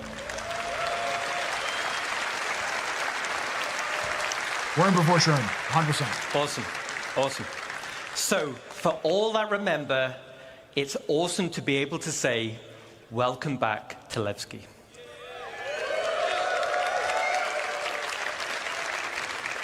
You youngins don't understand. I don't care if you're older than me. You're young. I was there. I was there at the Great Levski space lift. I was there during the Lagski era. I remember the pain. I remember when I first saw Anthony Tanaka's statue. I was there. And for new players, let me tell you why it's a cool place. This used to be an... I always forget the order. Steps are concept, white box, gray box, level of detail, or LOD 0, and then final art, and then release. So this is a gray box, and if you look at it, it's actually seems like pretty far along with gray box, so it's probably late stages of gray box, or close to that. An old mining facility, which was mothballed and then abandoned. There is an internal network of abandoned tunnels and mine shafts, and these are now populated with refugees, fugitives, and criminals. Remember this is Anthony also the Tanaka. home to the People's Alliance, who you'll be doing some work for. And as Levski was made some time back, it needed to be updated so that it can fit into current gameplay features and systems and mission loops. So let's take a look at the first update, and that is to the hangars and landing services. This is where we unleash the Kraken. You can see the hangars now are inside the borehole, which is a nice touch.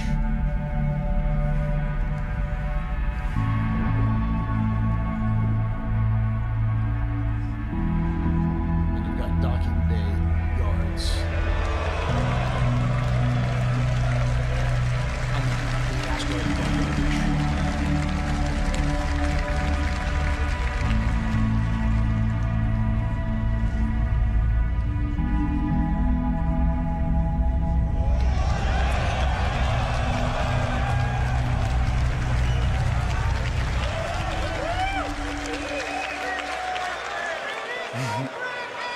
Release the Kraken!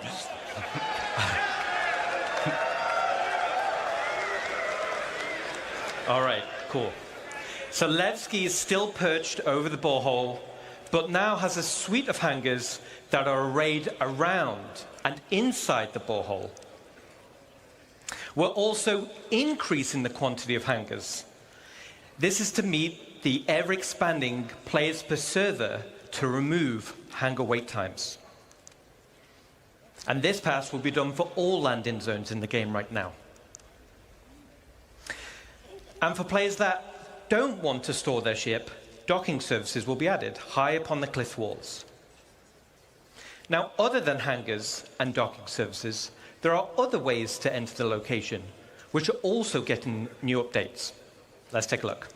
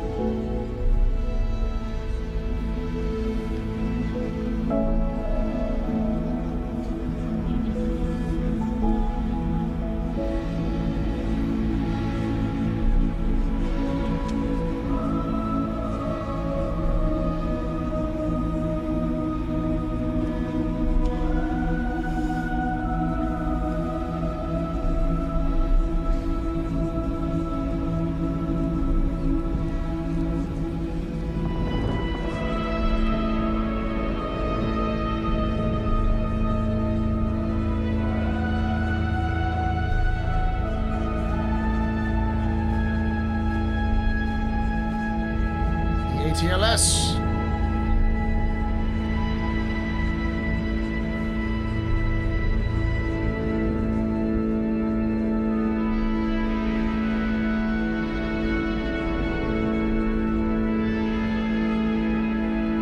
Again, Pedro. Someone please make sure Pedro doesn't burn down his house because he lights so much fire.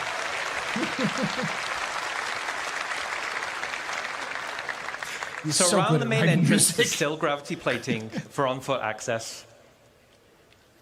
And these will lead to open landing pads for quick drop-off and pickup. And we're also adding access to gameplay areas for a variety of local missions and gameplay types. And as you saw in the video, there will be banks of exterior freight elevators. These can be used for quicker gameplay loops without requiring hangar services. Now, as this is a zero-G location, it also gives an opportunity for another type of specialist freight services. Let's take a look. I'm quieter than the video. I can turn it down a little bit more. I don't want to turn it down too much.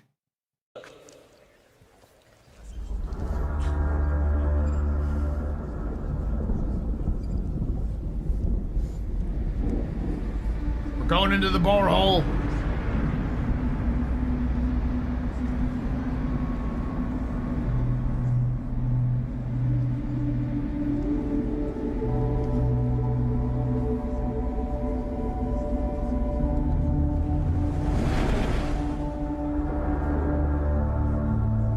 That's an absolute shed ton of hangars, though, because there's going to be hangars lining the entire way down.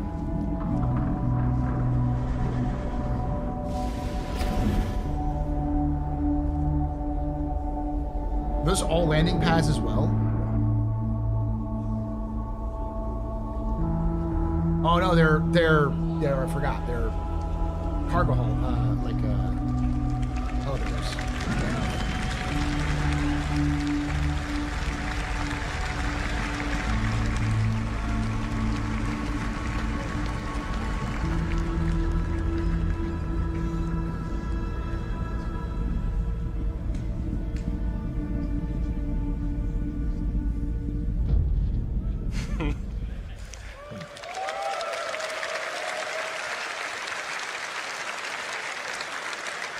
All right, so first off, now the borehole goes all the way through the asteroid, which is awesome to fly through. And down at the base of the asteroid, there will be banks of exterior zero-G freight elevators. These will be priority access for Hull series ships. So for all the Hull series folks, we got you covered.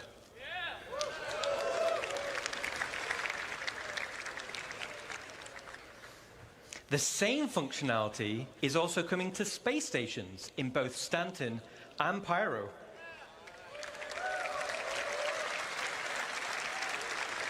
I wish I could log into the live server, but with no error 3018 a little bit is the more. best I get. Let's take a look.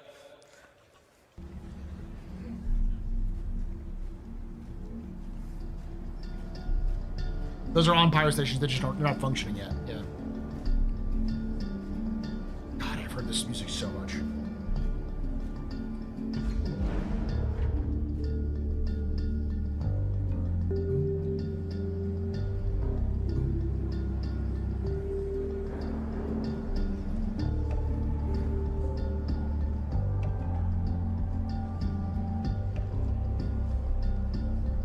You don't need Nix for this. It will be available for at other places too.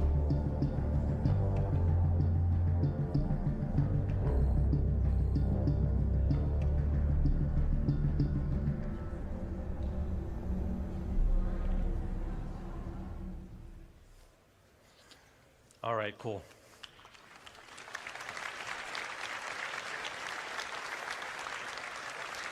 So, the external freight elevators will now have direct access to cargo decks to be able to quickly sell or pick up for the next run. Do I think there'll be a full wipe Nix drops? Possibly. So that concludes some of the exterior updates coming to Levski. But the interior is also getting some updates to bring them in line with current gameplay requirements. These will be spaces like cargo services, as we just saw, for hauling and supplies, and refinement centers, so you don't need to travel far to refine your ore. And we're updating the interior layout to provide better access to gameplay spaces. So to conclude, Nick's system will be the next system after Pyro. Yay!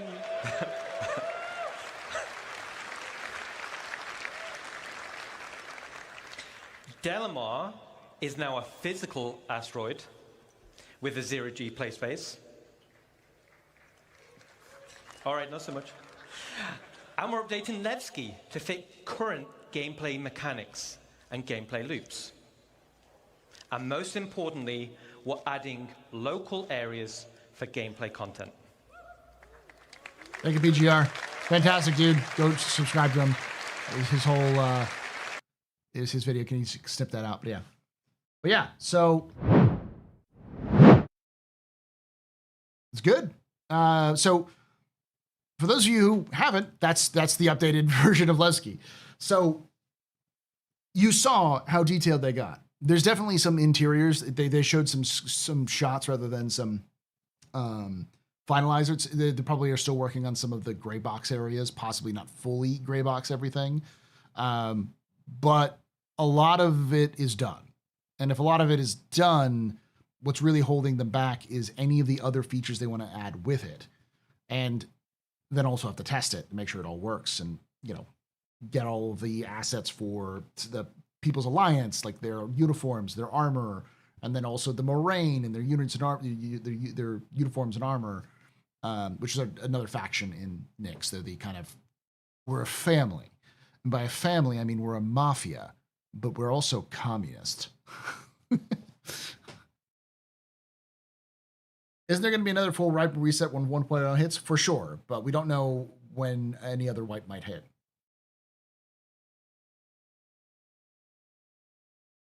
When is Nyx coming again? It'll be coming after Pyro, since Pyro's already released. The earliest, what I would say, is Q2, so like May. But it really depends on how bad Star Citizen is in with 4.1, which is the first patch we'll get in like March. It's all about our family. Yeah, I joke. It's Space Dom and his family.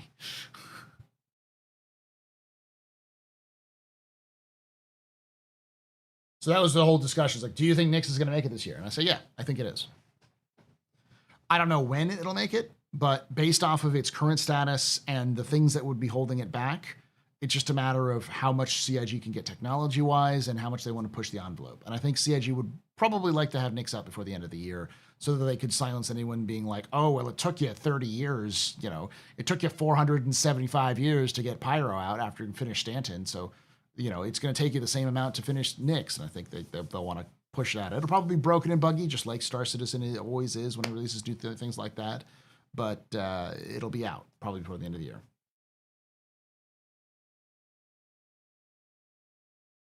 There's no confirmed release date. It's just sometime soon. TM.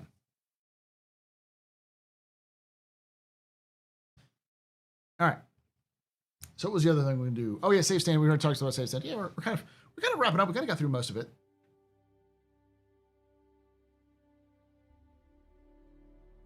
So let me check. See if 4.0.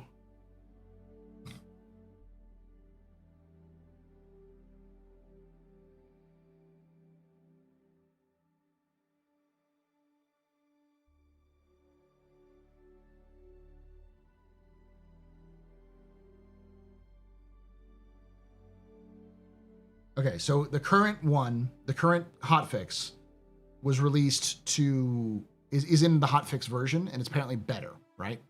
Was there a Fortune video? I didn't even know there was a Fortune video.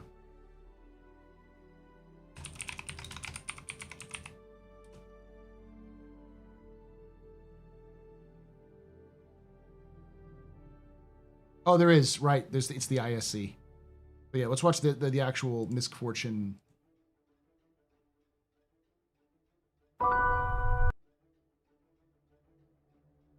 And then we'll watch the actual the ISC thing.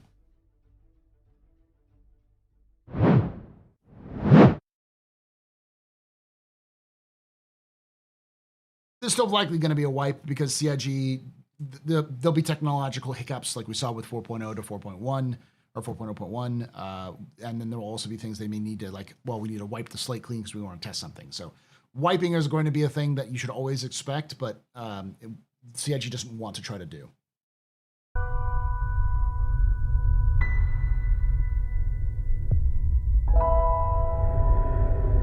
Luck. You can take away my spaceship. You can take away my space suit. Suit. You can even take away my space lasers. No PPUs. But you can never, ever take away my space game.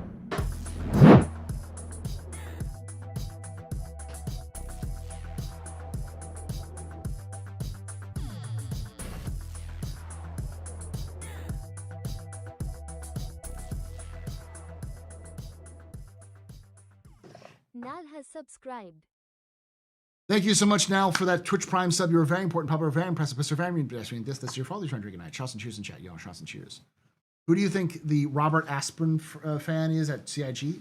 Robert Aspirin. It's a name I'm not familiar with. He was one of the great punsters of science fiction literature. Science fiction fantasy literature, but they have taken up his mantle space. But many have taken up his mantle space. Okay, so now that name is starting to sound familiar. Was he like a satirist? Every novel had a punny title. That's starting to ring a bell. Yeah, let's go. Luck. Oh. Yes, there is an official language in the UEE. It's called UEE Basic. And or UE Common. It's called UE Common. But UE Common is not English. UE Common is its own unique language, which has been hinted at in the other languages, because there are some loaner words that the other languages that have been written for Star Citizen, Banu, and Xi'an that don't actually originate from Banu or from Xi'an. They're not Banu or Xi'an words. They're loaner words from another language. And they are weird. They have weird definitions. And it's implied that they're actually borrowed from human language. So, like, we know that UE Common is a separate language. CIG doesn't want to develop UE Common because that would be a lot of work and effort. I hope they do eventually do that so that people could actually speak UE Common to each other if they wanted to. Did Esperanto finally went out? It's not really Esperanto. It's kind of more like a hybrid of a bunch of different languages. Hey, Paul. Saw this one. I was about to go to sleep. Have a good stream, and hopefully catch this when I'm waking up with my coffee. Thank you for watching there, Black Mage. You're borrowed from human language. Got him. Yeah. She's a fickle thing. But not Fortune. Fortune's made. It's hard work. It's knowing what's out there and having the will to find it. That's what a salvager's best at. A wreck like this, sorta, whispers to you. Tells you all its hidden secrets. Its rich past. Keeps you company out here alone. You just gotta learn how to speak the language. All you need is your ship, your skill, and your own two hands to get you to that ruin at the edge of the galaxy. Ships don't stop wrecking, and salvagers never stop scrapping. Earning enough to take them to the next place. And Fortune? She has a funny way of coming back to you.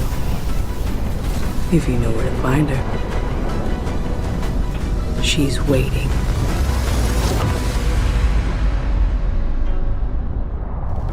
Introducing the Misfortune.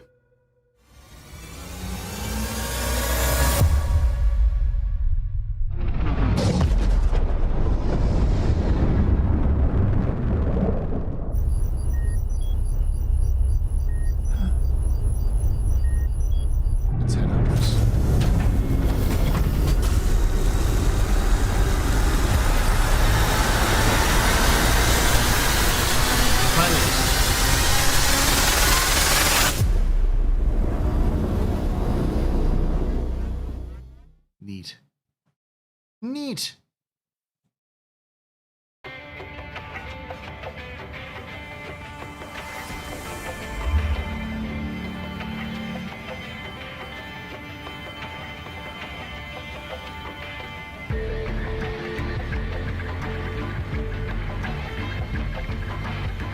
The Misfortune is a solo player salvage vessel. It's similar to the Vulture in size and utility.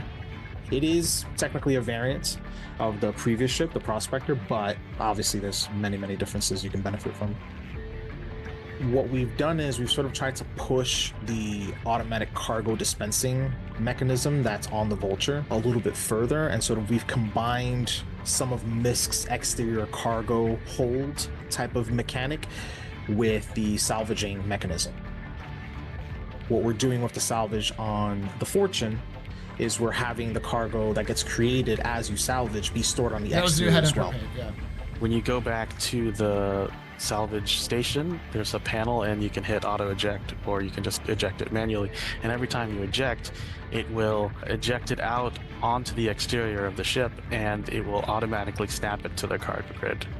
It is pretty cool that you can eject the crates simultaneously on each side of the ship if you want to. Seeing them two salvage stations working together in tandem is kind of a new thing for us, so pretty neat.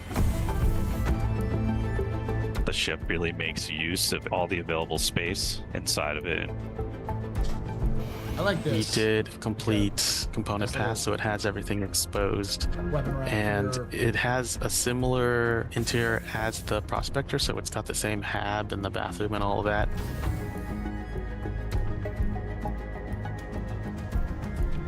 But we've extended it out so that you can walk from the front all the way to the back. And then we've got an elevator in the rear for you to be able to bring those boxes in and out if you want to, or additional items. So just imagine you're going out into space to salvage some wrecks. You strip the metal off the surface of the vehicle. It'll create boxes on the side of the ship. And then in addition to that, you want to pull off some of the weapons. If they're small enough, you can actually put them in the elevator in the rear as storage.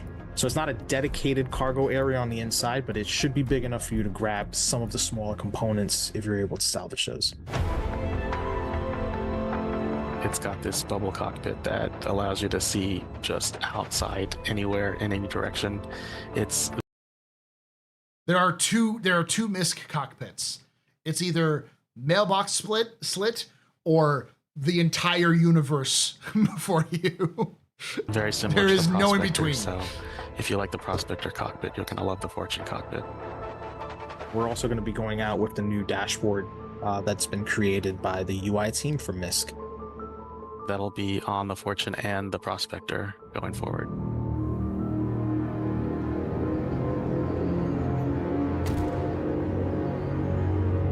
Like anything else between ships and Star Citizen, it's a trade-off.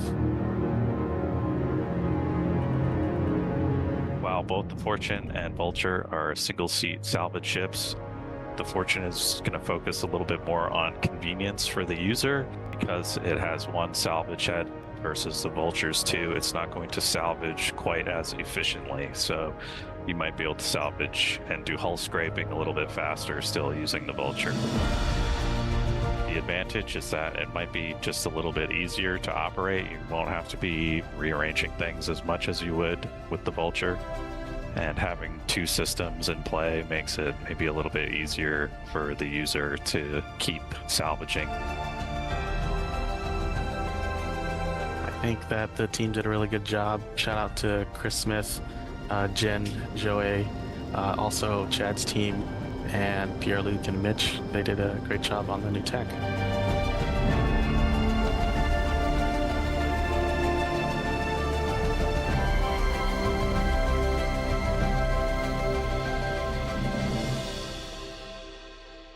Very neat. I'm Team Vulture. I'm with you there. I am also Team Vulture, but I like this. It's a neat thing.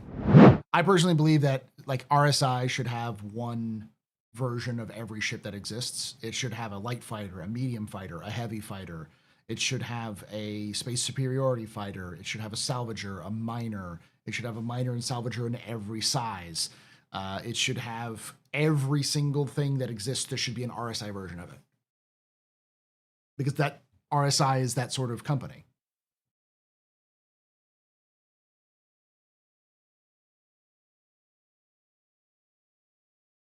I'm so glad my Drake header ass can do salvage finally.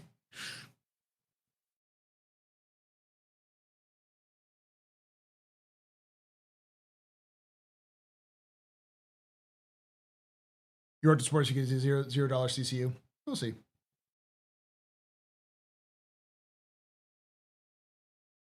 So 12 SCU. Looks like it's 13 in the hopper.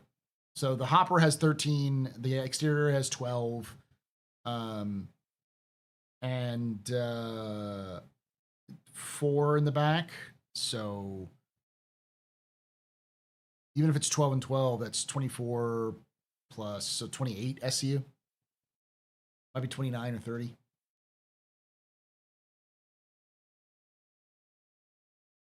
Let's say you can jam 18 inside.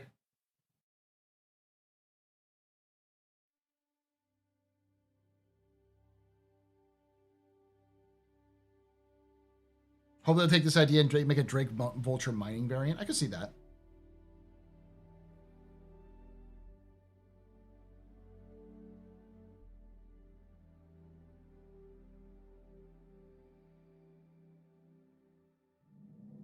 $42 or 43 counting on the sides of the ship and the hopper. Is it 12 on each side? That'd be interesting. You can even take away my space lasers. But you can never. Is that the hauler though? Is it or is it a miner? The Vulture. The version of the Vulture, I believe. The one everyone says is it's a ripoff.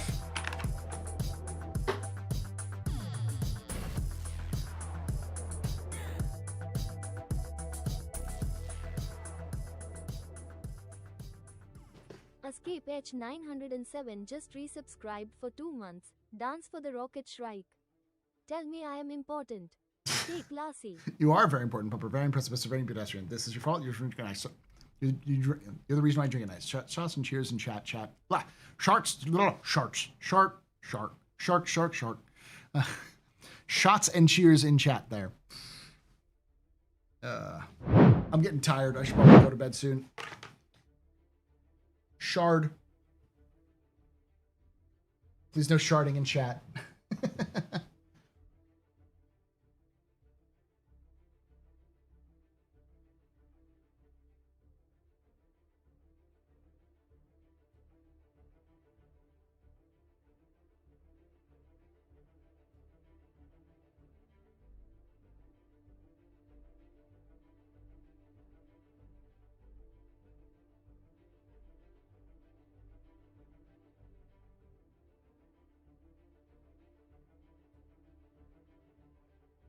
Forestry fits on the cargo lift too? Yeah.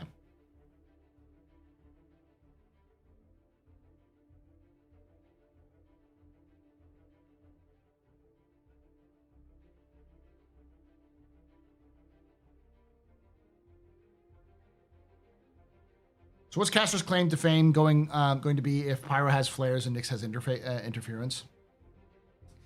It's going to be the military location. So it's also on the border between human and Xi'an space. So it's likely also going to be where you're going to have encounters with Xi'an most. But it also has old design style. So it's the military style. It's got a brand new architecture style called Hinduism, which is sort of this brutalist architecture that was popular at one point. So they can develop that and then spread it around to other locations that have the similar architecture. It also allows for you to see what a military base looks like in the 30th century. So they can copy any of the assets they have from Castra, from Sherman, and then copy them over to military bases on Terra or anywhere else. And then it also has influences with Xi'an culture, so you can start implementing a lot of Xi'an stuff there.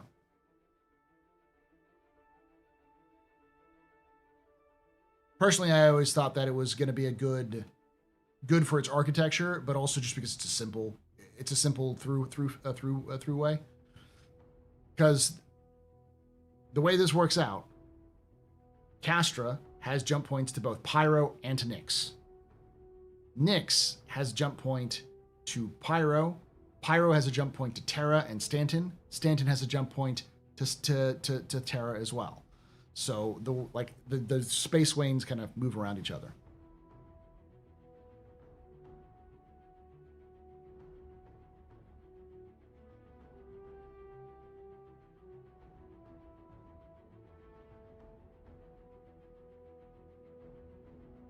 '07, QT is not working for shit tonight. Was able to jump to BP, but nowhere after. BP. Where's that? Yeah, have you been trying in the hotfix there, Tim, Mr. Timac, or Mr. Tim for PC? Bagini, yeah.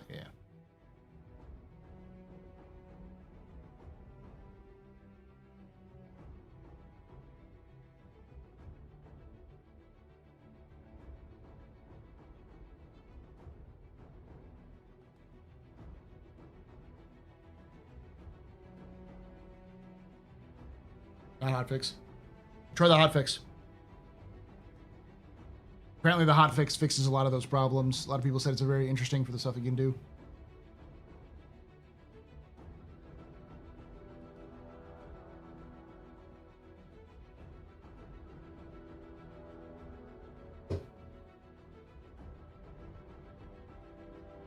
Hotfix is basically the same thing as live. They just put it in there to test it out to see if it works.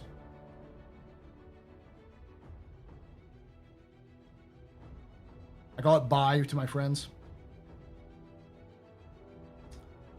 Hotfix progress goes live. Yes, it's the same thing. It's a live patch. The hotfix is a live patch. So anything you do in the hotfix will be progress that moves towards live. The difference between a hotfix and say a PTU is that it's on the live servers and then it gets transferred. You can actually just keep it there. Once then hotfix gets rolled into live. Hey FX, how you doing? Different client, but same server. Yeah. It's a client-side fix, not instead of a server-side fix.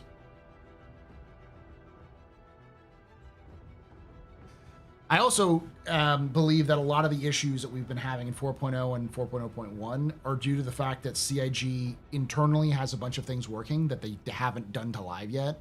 Like, like straight up the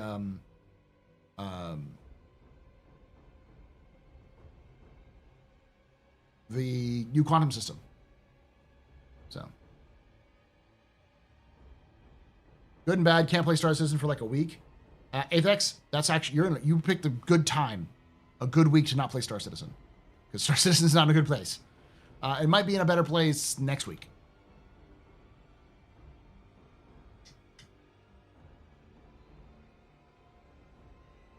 Hotfix will push the main branch tomorrow if all goes well. Yep.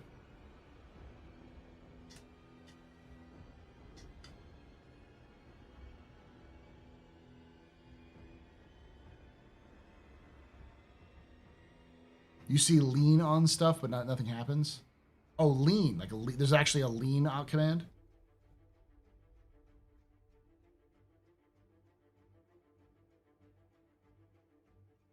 Thought my issues were for Star Citizen related. Turns out my 8-month-old GPU took a dump. Oof. So you're getting a new GPU? Getting a hardware replaced?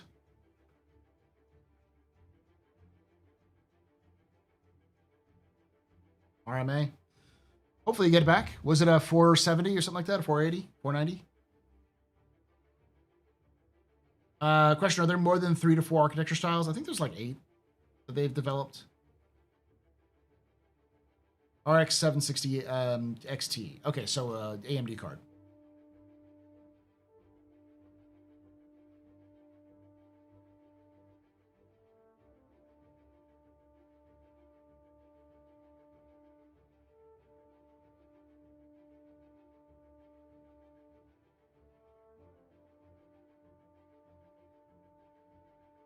I'd have to look it up. There's an entire like post they made about all the different architecture styles. And they have specific time periods that they were famous for. Most of them start with the Mezzo era.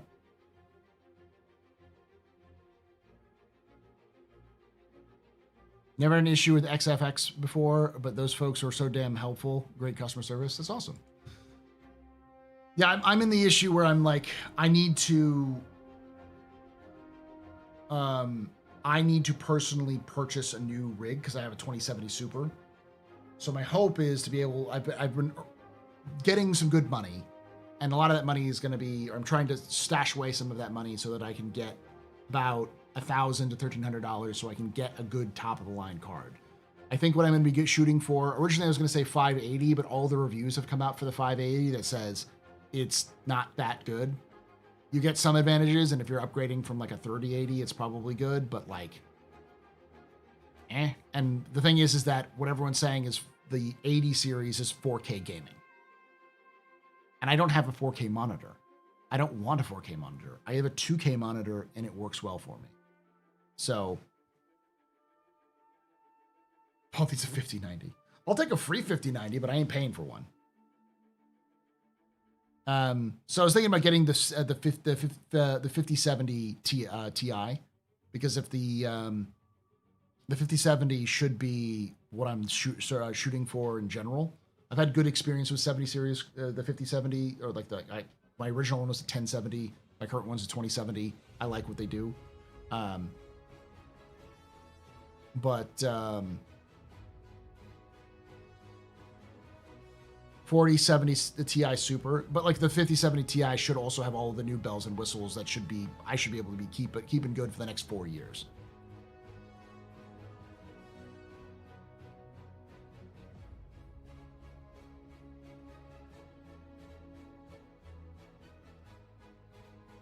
$4K 43-inch TV for $300. I've got a 2K monitor and it works fine.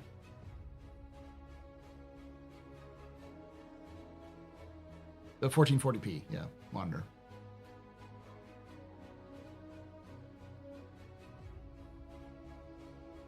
I just want more VRAM. So if I can get 16 gigabytes of VRAM for in a 70 series XX70s, then solid. 70 Ti.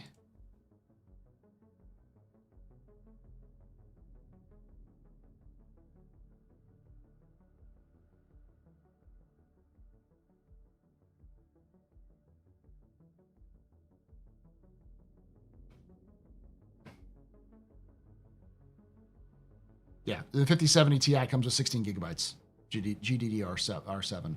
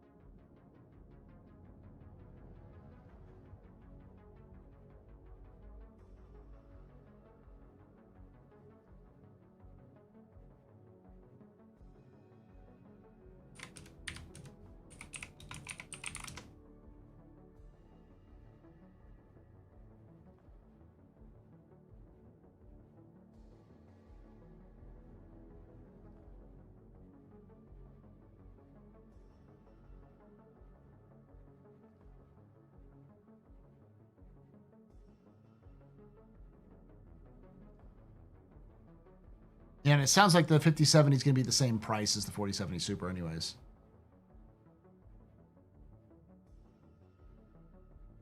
Because right now it looks like the 4070 Super is like $900. And I know obviously there's going to be some up pricing of the 750 MSRP. But even if that's like $100, you know, it'll probably be the same price as the 47 Ti Super. And it's better. So, but it's just got to be available. So the thing is Wahoo, is I'm steering away from AMD's graphics cards because it seems like right now AMD's graphics cards are good budget cards, but I don't necessarily need a budget card. I need a card that's going to last me, that's going to be standard right now and good enough for the future for the next 4 years. For gaming, just because it's specifically for this, for my job. Because I'm not going to just be playing Star Citizen, I'll be playing other games as well. And that seems to be the direction a lot of people are heading. So with DLSS and all that sort of stuff. Yes, I'm going to upgrade my CPU. I'm getting a brand new PC, basically, because my current rig is just too old. So I'll be getting the, at least current gen, if not next gen, it's like, is it 930, 300 X3D? The AMD chip.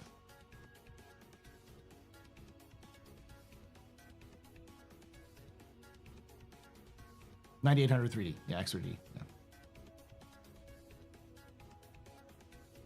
AMD has seeded the high-end GPU market to NVIDIA. Just don't fall AIB partners upselling. My plan is to wait. Need a case? I mean, I'm going to buy a case. I've got cases, but I always like buying a new case. How you doing, Wookie? Yeah, I don't know if I'm going to be able to get a new PC before the tariffs happen, but I'm trying to budget that in right now too.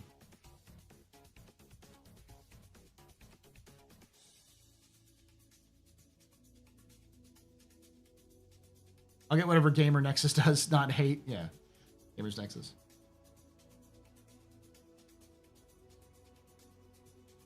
I'm not one of those people who needs to update every year or anything like that. I just need to get in a good position where I'll be fine with Star Citizen for a while, and then good for another 4 years or so. Because basically my current rig is about 4 years old.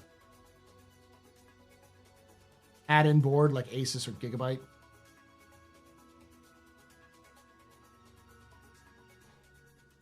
Oh, so like a bundle deal?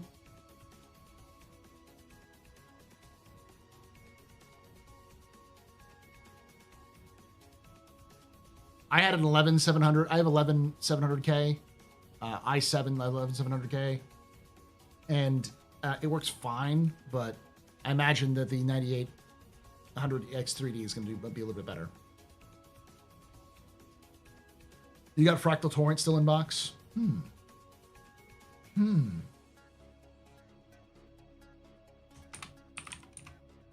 gonna look at what that looks like.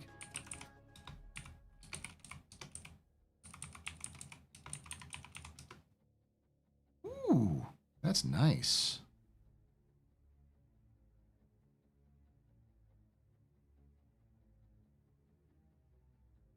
White, no. RGB. I don't mind I don't like RGB.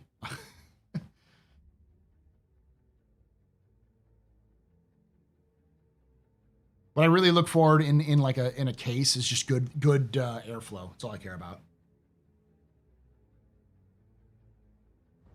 Sorry, someone asked what AIB meant. It's just a term for Asus or Gigabyte versus NVIDIA's first-party cards. Got it. I see what you're talking about. Yeah, no, I'm gonna definitely just do an NVIDIA first-party RTX.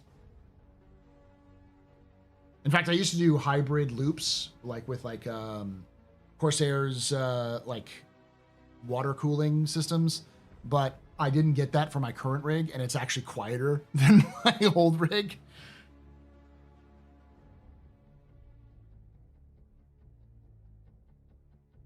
It's the best airflow. So, why do you have an extra case? You just don't have it? The only thing about the case is that it needs to be compatible with the latest generation of motherboards.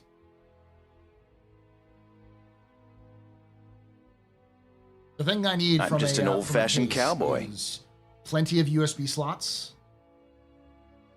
and good airflow. It's an ATX.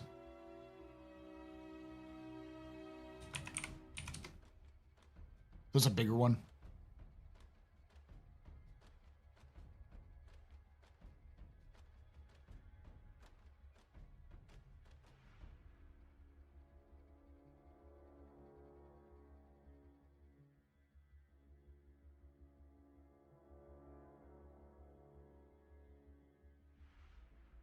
That looks nice. I think I see what it looks like.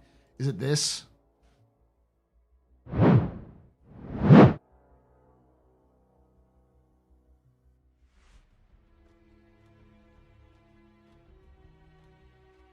Ooh, that is nice.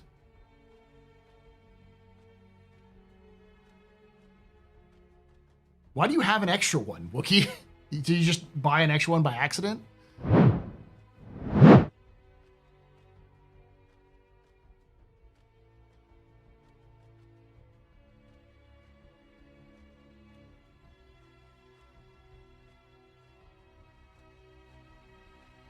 Oh, you were going to do a box videos and you ended up not having to?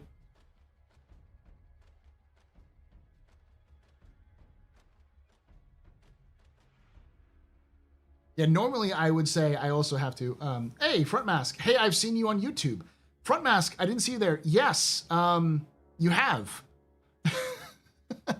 I am the host of the Captain's Table. You've seen me on probably other people's channels, and I am actually streaming to YouTube as well. But I also stream here on Twitch on Thursdays, Fridays, Saturdays, Sundays, and Mondays. So, yeah, too much trouble. We'll talk, Wookie. I'll see how much you want for it. At the very least, I want to pay you for the shipping. Love your lore videos. Thank you for watching. Thank you for watching them. I'm actually going to have one that's going to come out talking about Save Stanton and Fight for Pyro, the current sort of narrative arc, which I'm calling the Stanton Pyro War.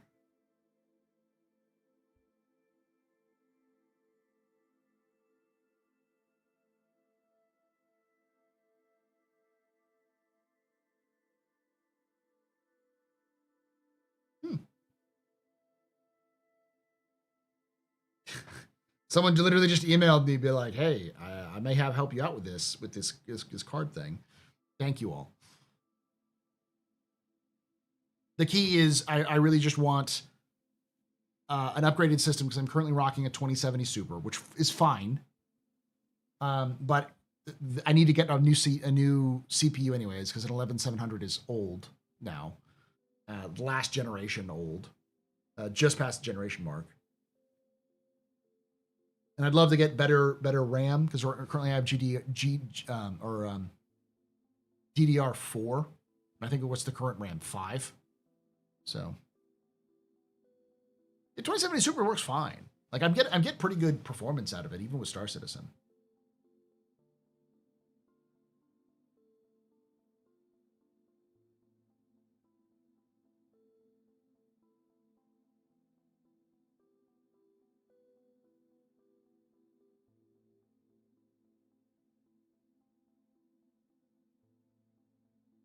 Ended up getting a pre-built simply because it's the only way to get a current GPU.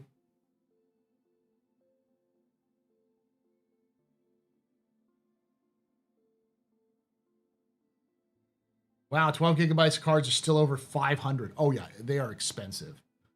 I think you can do pretty okay with AMD. And if I heard correctly, I think you can get a 12 gigabyte card by Intel, which is pretty cheap. They're one of their first cards.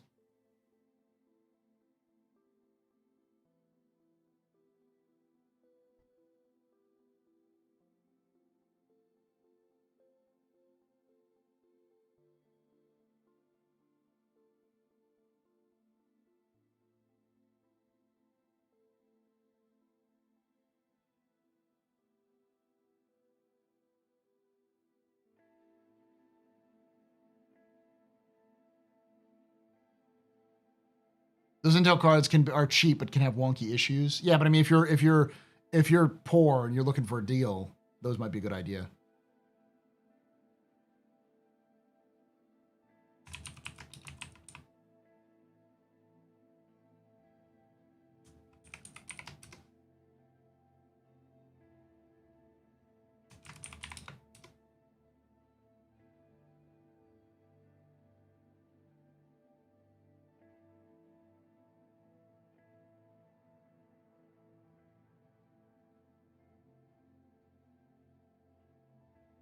What's the next series for AMD?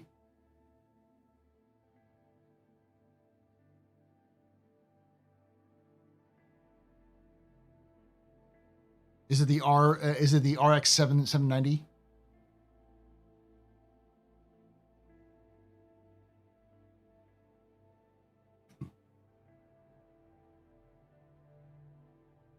$970.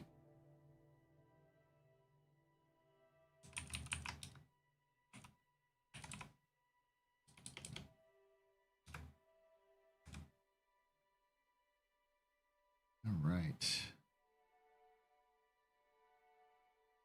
That's their CPUs. I mean, I meant their GPUs.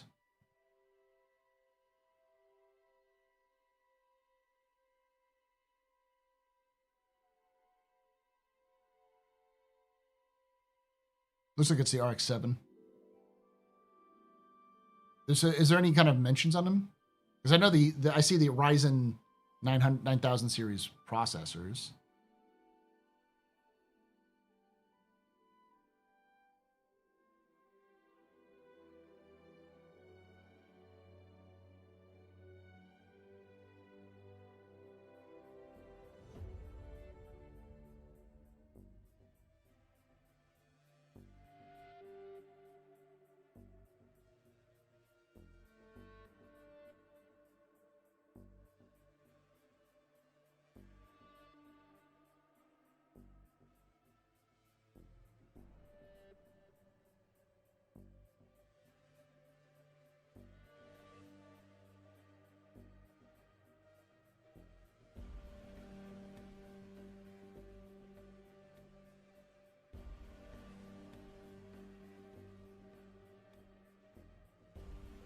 It won't be until March, yeah.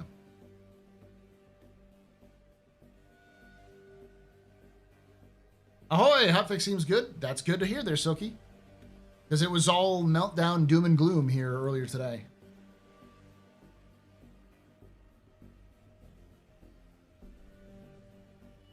I've seen very little talk about the 970 GPUs. And I think they just announced them. But they announced them, they're going to release them in March, so... Later, Red Marine. I'm going to head out here shortly, too. And a little early than I normally would, just because we kind of talked about it already.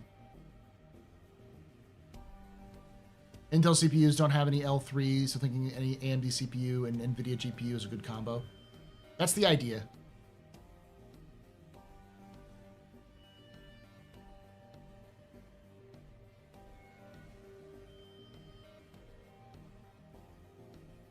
Like if I was just going for my own sake, if I was going from like my personal, like if I was building a rig for my wife, which I do plan on doing at one point, hopefully before everything goes shit up and everything becomes way too expensive, I definitely go with like an AMD processor because like my wife doesn't play really graphically intensive games, and if she does, it's not like crazy.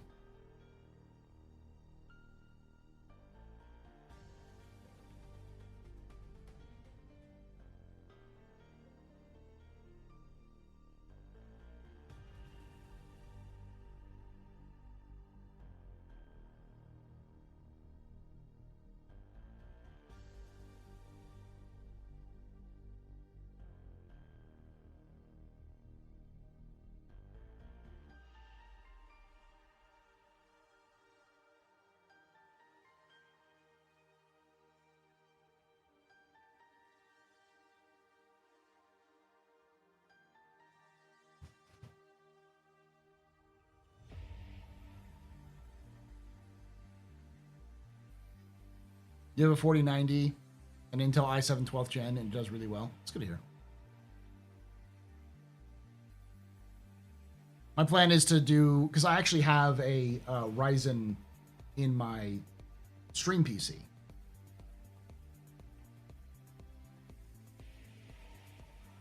They work fine. Like, there's nothing wrong with them. I'm just, what I want to make sure that I'm future-proof enough that if because like, there's just no high-end GPUs.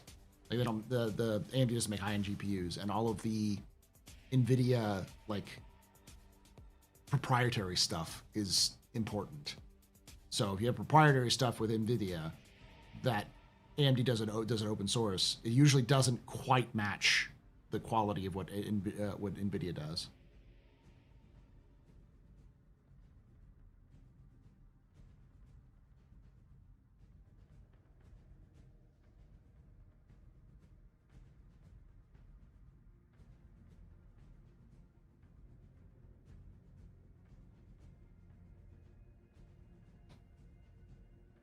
Radeon 9800 XT.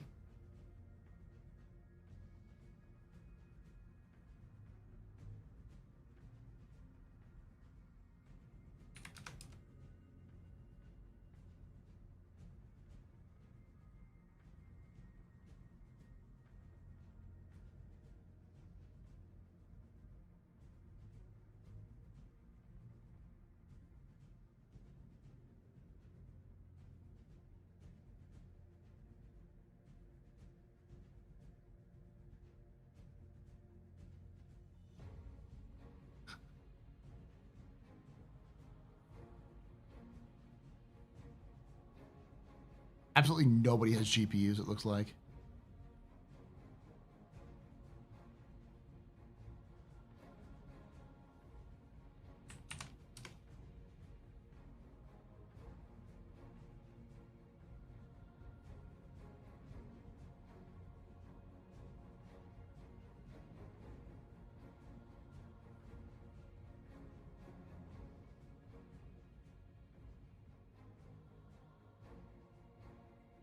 That's actually not bad. I'm looking at a pre-built, which isn't too bad.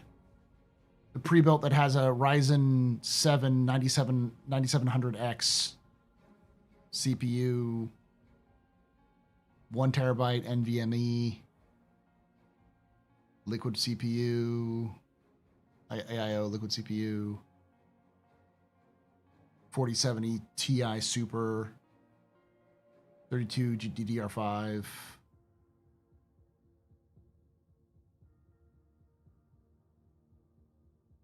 One HDMI, one display point guaranteed.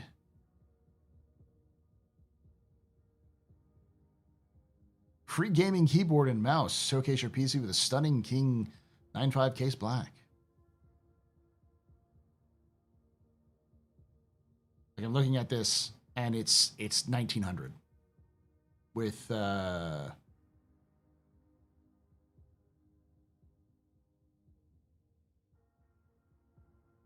not ideal. I like to build them myself, but these are actually pretty decent discounts, actually.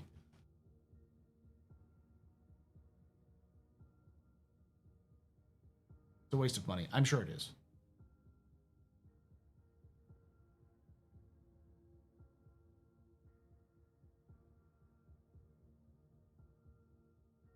The series is just released today, so inventory is real low for the 440 series. Yeah, Stress doesn't like VRAM. Yeah. Do I live near a Micro Center? I used to. They're all gone now. So this will make. I don't know. Were you around, Jin, when they closed the Micro Center in Austin? It is gone. Which is fucking travesty because it's Austin.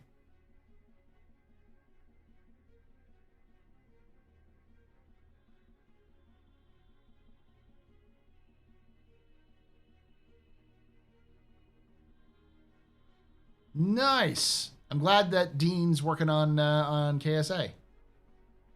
He talked about working on that game for a while because he was always a big fan of it. I'll take a look at it. I got my I got my streaming start on KSP. I loved it. I'm not good at it.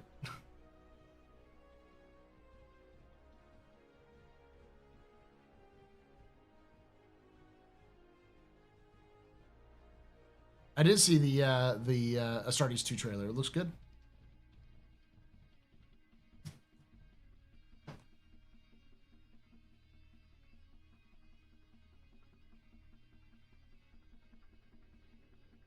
Jesus Christ.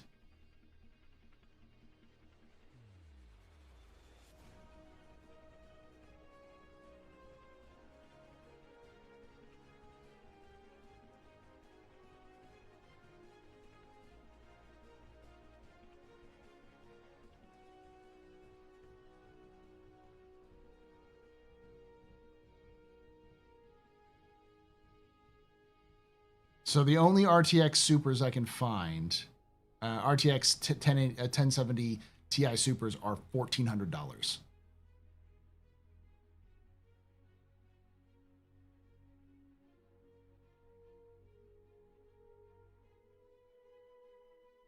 That's obscene.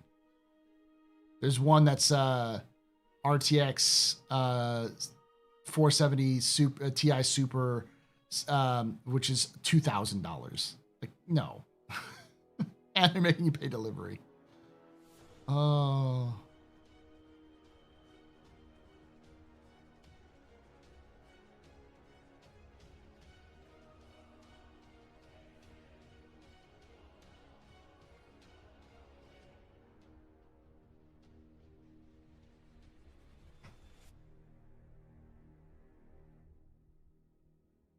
You're gonna afford them for you. Escape, I know that. I don't like ask for you all to help me out. I mean, I do, but like, I don't want you all to like pay it for me. Will Stories 2 be a short movie? It's a series.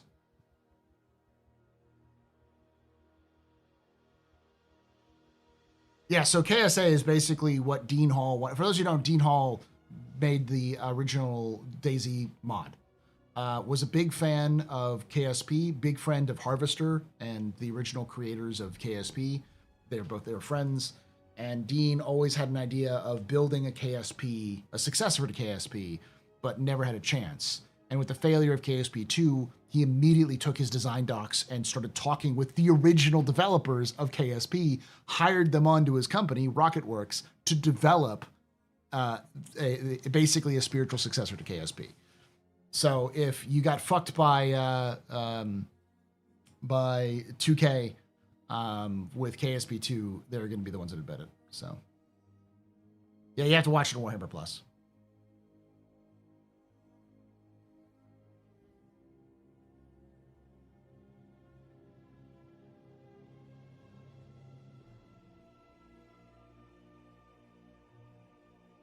God damn, I have a 4080 Super. I'm watching you on a mortgage worth of video cards. Yeah. Kitten Space Program? Yeah.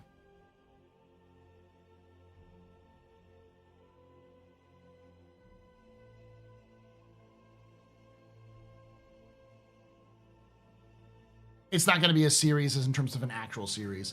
We're talking about like a series of videos which are made the same length as the original Starties. So you're talking about like 15-minute videos at most, which will probably go for, there'll probably be like 4 or 5 of them.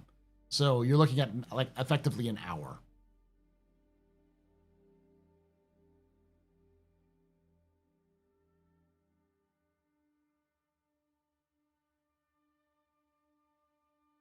Like the secret level thing, yeah. Go figure, ditching the original KSP devs led to a shit game. No, it was just like, it was poor planning. Like, they just didn't do a good job. I've actually seen some good breakdowns of like what was happened behind the scenes. And effectively, it was just, the original idea was KSP2 was going to be a port of KSP1 on a new engine. So it was going to be a ground up port of a, like kind of a next gen overhaul. And it just sort of ballooned out of size.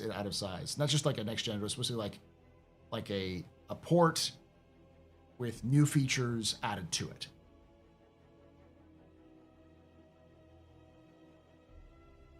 Perseus based or most Chad ship of all time? Perseus is awesome.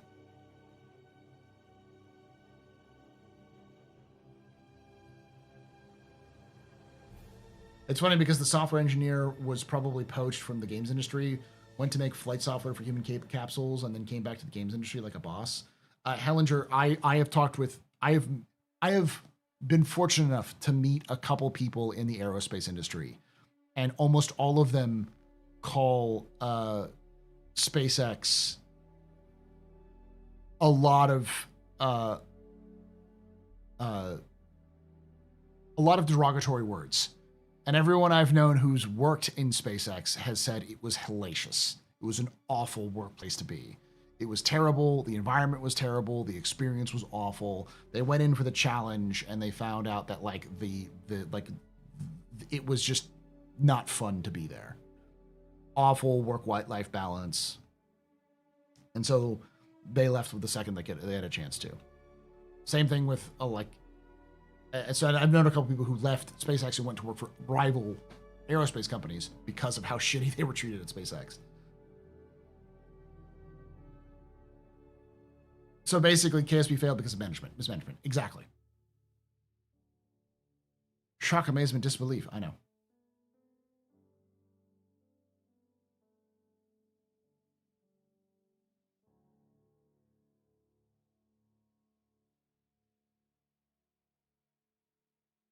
So if somebody went to go work for SpaceX and came back to work for gaming, it's probably because gaming treated him better than SpaceX, which is saying a lot.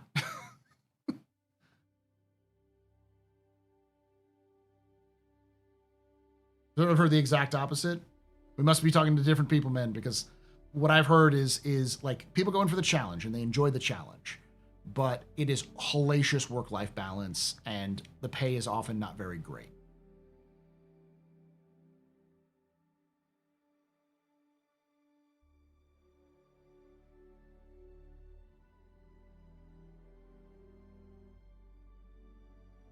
My neighbor hated working at SpaceX and had no life at all. Yeah, that's the biggest issue that I heard was the work-life balance is hard and you're expected to push yourself really, really hard.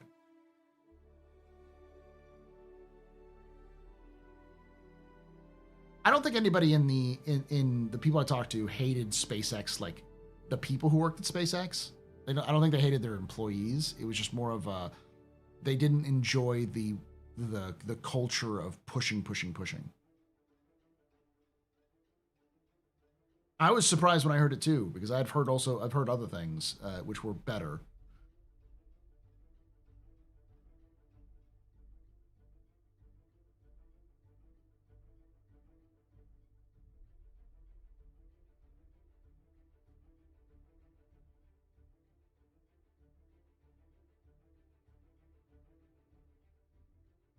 How you doing there, Ex Libra?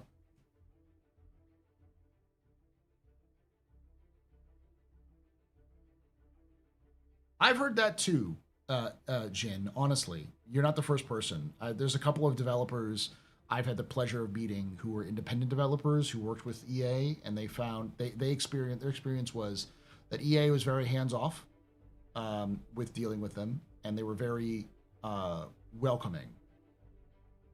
However, there was a implicit push to monetization, mostly because they knew that was the direction that EA was going. I've also heard good things about Sony. Sony is very similar. Though Sony is much more controlling towards the end of the product. Early on, they're very like, here's money, enjoy yourself, please make us something. And then Microsoft is very, very hands-off. The people I've talked to and the stuff I've researched about Microsoft is they are incredibly lenient towards their developers. They basically they give money to a dev team. My guess.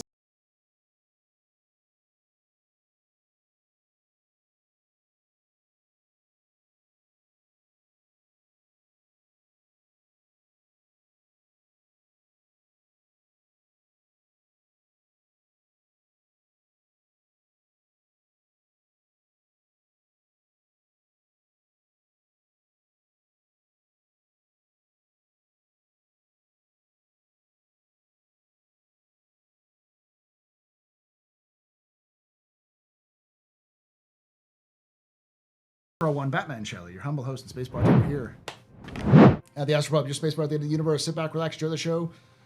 Get a good one for you. How you doing, Zero? How was your experience with 4.0 Nope? I've heard it has been pretty bad, but I also heard that the hotfix is pretty good. So, Newt. You are too kind, sir. Or ma'am.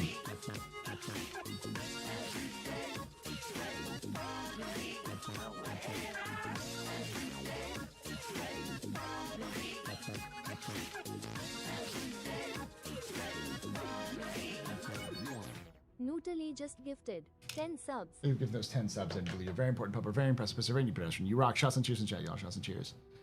I keep saying Star Citizen is an MM no right now, not an MMO. How you doing, Chachi? Hopefully that patch works pretty good for that.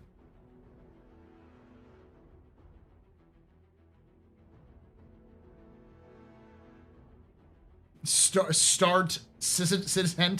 Yeah. Expanding the boundary of human accomplishment requires hard work. Are we sure you couldn't just give Yubi and gently suggest they feel like they want to be? It's more of you go in expecting hard work, but it requires a certain type of mindset. And that can chew you up and spit you out pretty hard. You know?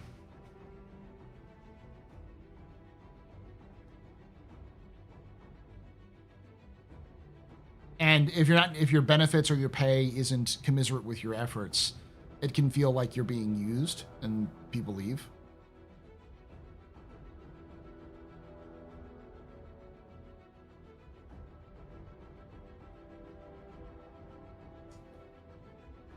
Yeah, I discovered that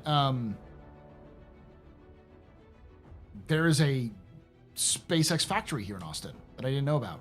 They built one recently, and I was wondering because I was walking around the neighborhood, and I saw someone flying a SpaceX flag, and I was like, someone's a real big Musk fan. And then I realized I was like, oh no, there's a factory here. They have one here. It's either a factory or like just an office, but it's like Solar City, SpaceX, Tesla, and it's all of Musk's companies.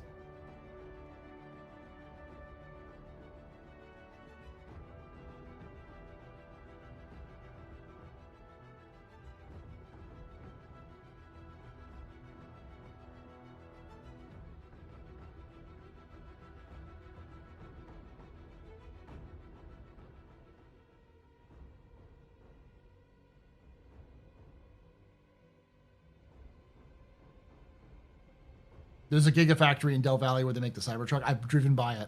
I know what you're talking about.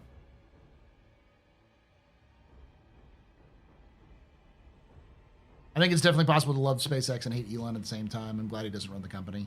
Yeah, for that, a lot of people don't know that the person who runs SpaceX is pretty. I forgot her name, but she's pretty well known as being a pretty good person overall, pretty good employer. But I've also heard, again, tough schedules, tough expectations. So yeah, if you want to know where the Cybertruck's made, it's produced in Austin. We make the Cybertruck. We're sorry.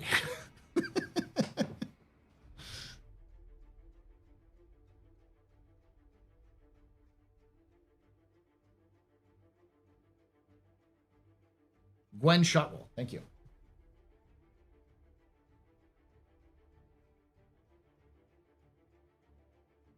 I can't tell you how many of those things I've seen driving around Austin too. There's a lot of them driving around Austin. And I'll admit, when the Cybertruck was first announced, I was all on board. Everyone's like, it looks ugly. I'm like, I don't care if it looks ugly. It looks different. It's fine. And I'm a big fan of electric vehicles. I've always wanted to get an electric vehicle, both for its efficiency and for other reasons, but like mostly for its efficiency because I just don't like gas. And I grew up, my father was like a proto-environmental engineer. So he always had a plan for a energy efficient house, which was partially underground, built in a way that it would catch the maximum number of sunlight and also use like a wood stove for heating, for pipes. Like he sawed roof. He had the whole shebang. He came up with all this in the 60s for because he was a big environmental, that was his big thing before there was environmental engineering as a thing. And so I grew up with solar, like the idea of getting solar panels and electric vehicles and all that kind of stuff. Hey Wacka, we've been hearing that the good things from the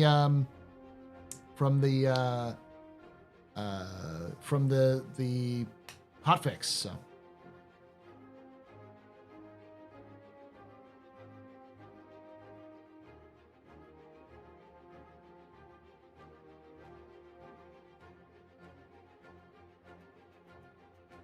So then roll the server side stuff a lot faster. That's good to hear.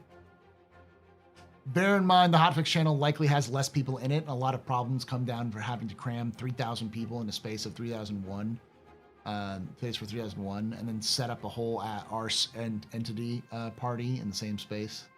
I don't think it's that different. Paul, if you could use either KSP, either in KSP, what would you want? A mass driver or a space elevator? A space elevator. Hands down, space elevator. Mass drivers are nice for like launching satellites, and also it's a railgun, effectively. But you use mass drivers on low gravity planets or low gravity bodies. A space elevator would be cooler. I don't know if you could do that. You could simulate that in effectively in KSP though.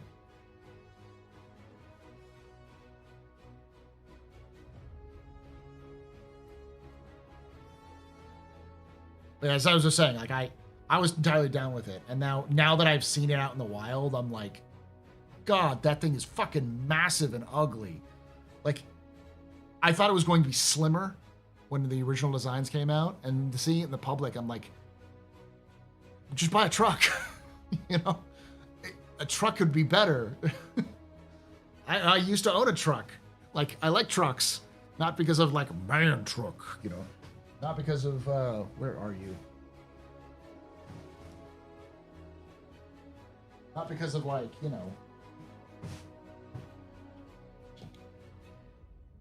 America kind of thing, but like they're convenient as fuck.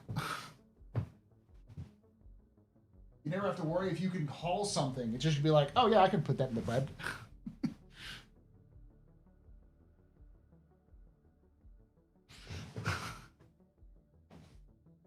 Anybody who's had a truck can tell you how fucking like they can suck ass, obviously, because they're gulping, they gulp fuel down.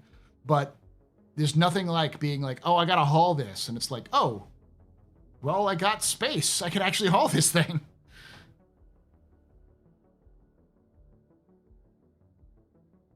Come full circle, get a Cybertruck from Austin. I am not interested in Cybertruck. Honestly, if I was to get an electric vehicle, it would be the Lightning, the Ford F-150 Lightning. They're too expensive, but yeah.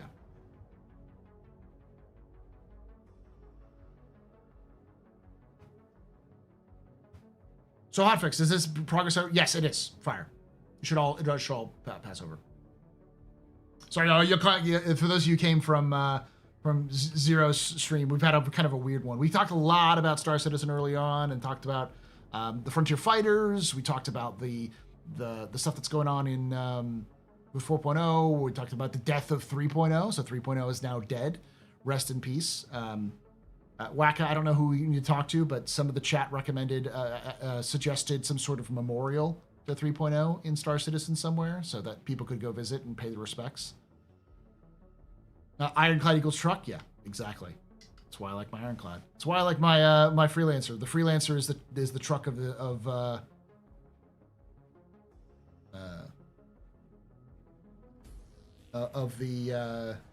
verse.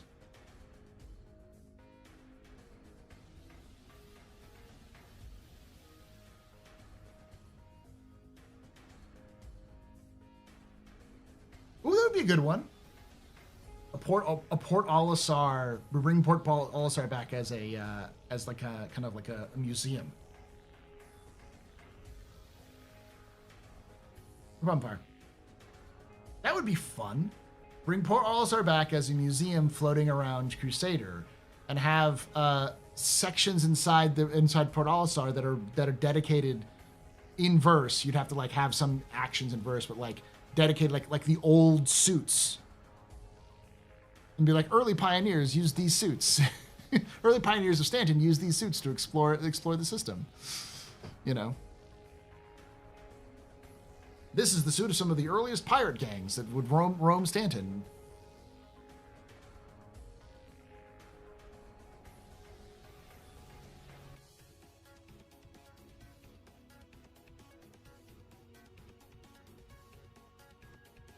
Am I wrong for loving the Star Lancer Max? No, I have one too. I love it. It's great. It's so good. It requires multiple people.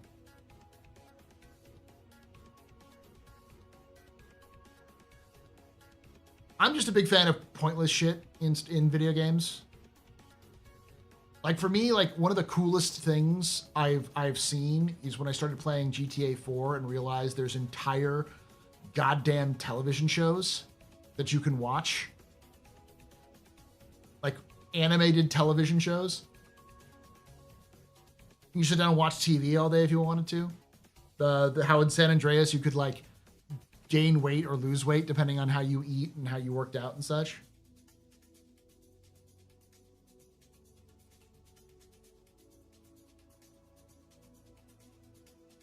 Does that mean Freelancer Miss is basically those Hilux trucks with HIMARS strapped to the back? Yes.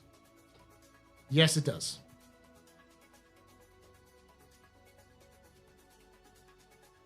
So having thing like a museum dedicated to the past patches of a game would be kind of cool, or the past of a game would be pretty cool. It is a technical.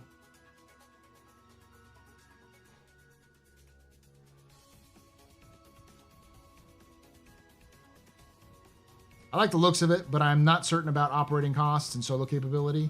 I'm pretty sure I'm going to need to look smaller. I would definitely look smaller if you're doing solo. I kind of fly the Max solo, and I think it's going to work okay solo, but you're going to struggle to make it efficiently solo.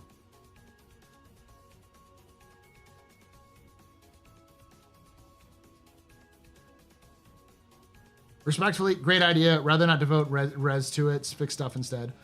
Obviously, it's not going to be a priority.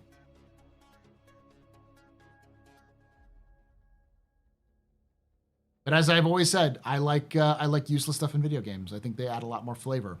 Well, a great example of this is Lorville. I think Lorville and the CBD and Maria Pure of Heart are some of the best environmental storytelling CIG has done. For those who don't know, there is an entire timeline of the history of Hurston Dynamics at the CBD. So you go to the Central Business District, you go to the main hall once you get out of the train car, past the golden statues, towards that giant golden statue in the middle. If you go to the area behind the golden statue, there are plaques on the wall, and they detail the history of Hurston Dynamics. The first Hurston who founded Hurston Dynamics all the way up to like 2946 or 45.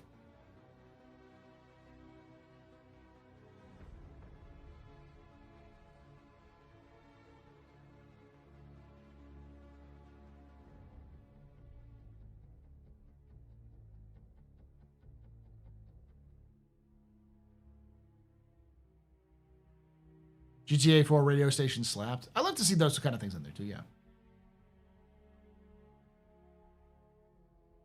Games with missable content always feel like the richest and most immersive. Yeah. Skyrim and most Elder Scrolls have something like that, which is one of the things I think that Starfield kind of misses on in comparison to other Bethesda games.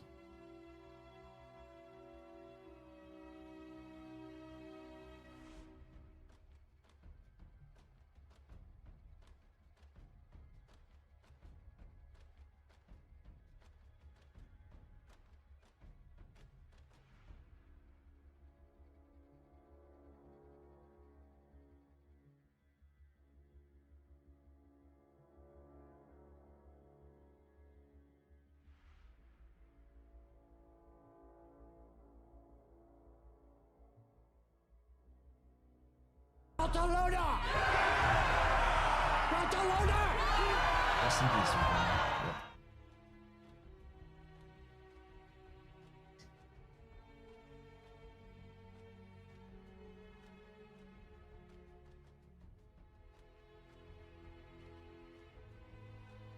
I love democracy. We're heading to that time of night. I'm going to call it a night, y'all. Thank you for hanging out with us. Thank you for all of your gift bombs, and we had a huge number of people coming by. Thank you for the raids from, Zero State, from, I think we have 2? Yeah, an expat. You all are great. I'll be back tomorrow with Loken, hopefully doing some Save Stanton. We'll see. We'll do, or sorry, Fight for Pyro, because it's not called Save Stanton. It's just Chapter 2 now. We'll probably do some Fight for Pyro with Loken. We'll see how it goes.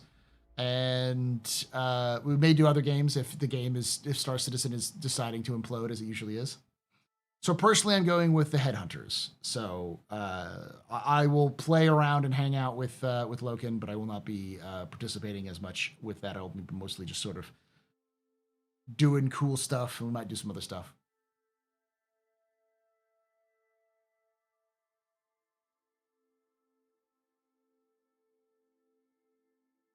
Yeah, Loken is Frontier Fighters. That's the reason why. So.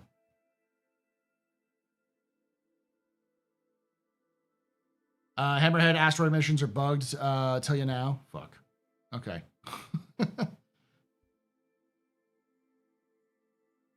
I plan on doing it because I don't want to, because headhunters are my main source of orphan material or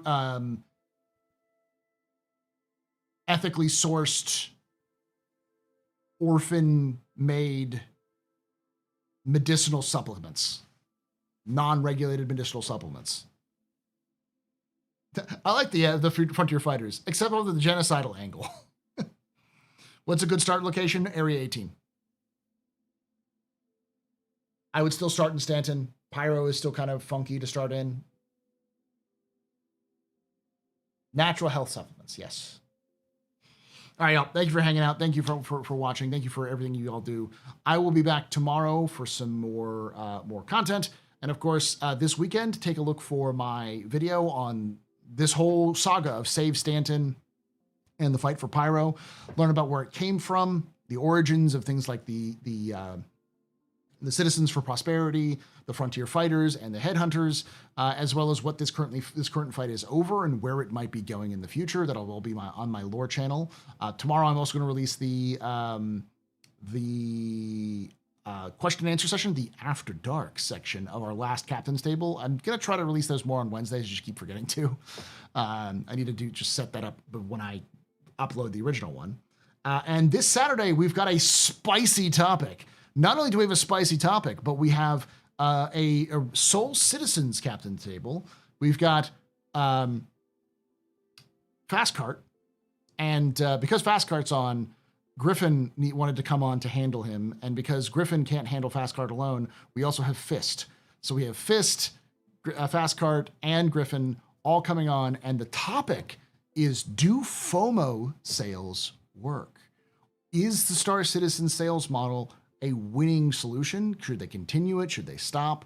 Do they actually work to produce more sales, or are there ways that they could sell ships that wouldn't be involved in for this sort of FOMO? Black History Month, that's the joke, because Fast Cart almost never gets let on for Black History Month, and I always get him on in like the first week of March. So this year he got on top of things. He was like, Black History Month, Paul, and then Griffin and Fist came on to, wrangle Fast Cart, so it just ends up being Black History Month. Is that why? No, honestly, it's not. It's well, it is, because Fast Cart always wants to come on for Black History Month, but. But as always, we're going to be talking about, and I figure like once Fast Cart came on, I figured it would be interesting, and then Griffin wanted to come on. I'm like, this is a perfect topic for these two, because I think this is going to be a definite sort of back and forth on how this works or not. So racist, it's Fast Cart. Don't look at me. It's Black Jurassic himself. He's the one who decided to do this. At least it's historical. Have fun here. All right, thank you for hanging out. Thank you for watching. And and then Sunday we will be doing Hammerhead, Headhunters, Fight for Pyro with the League. And then on Monday, I will not be doing a lore stream like I usually do, kind of like a lore read-along, which I've been doing. I'm just going to do that twice a month. I'm going to be doing my Zero to Hero account with 4.0.1 to see how well that goes. So come join us for those. And then, thank you for watching. And like I always say, hope to see you someday in the black.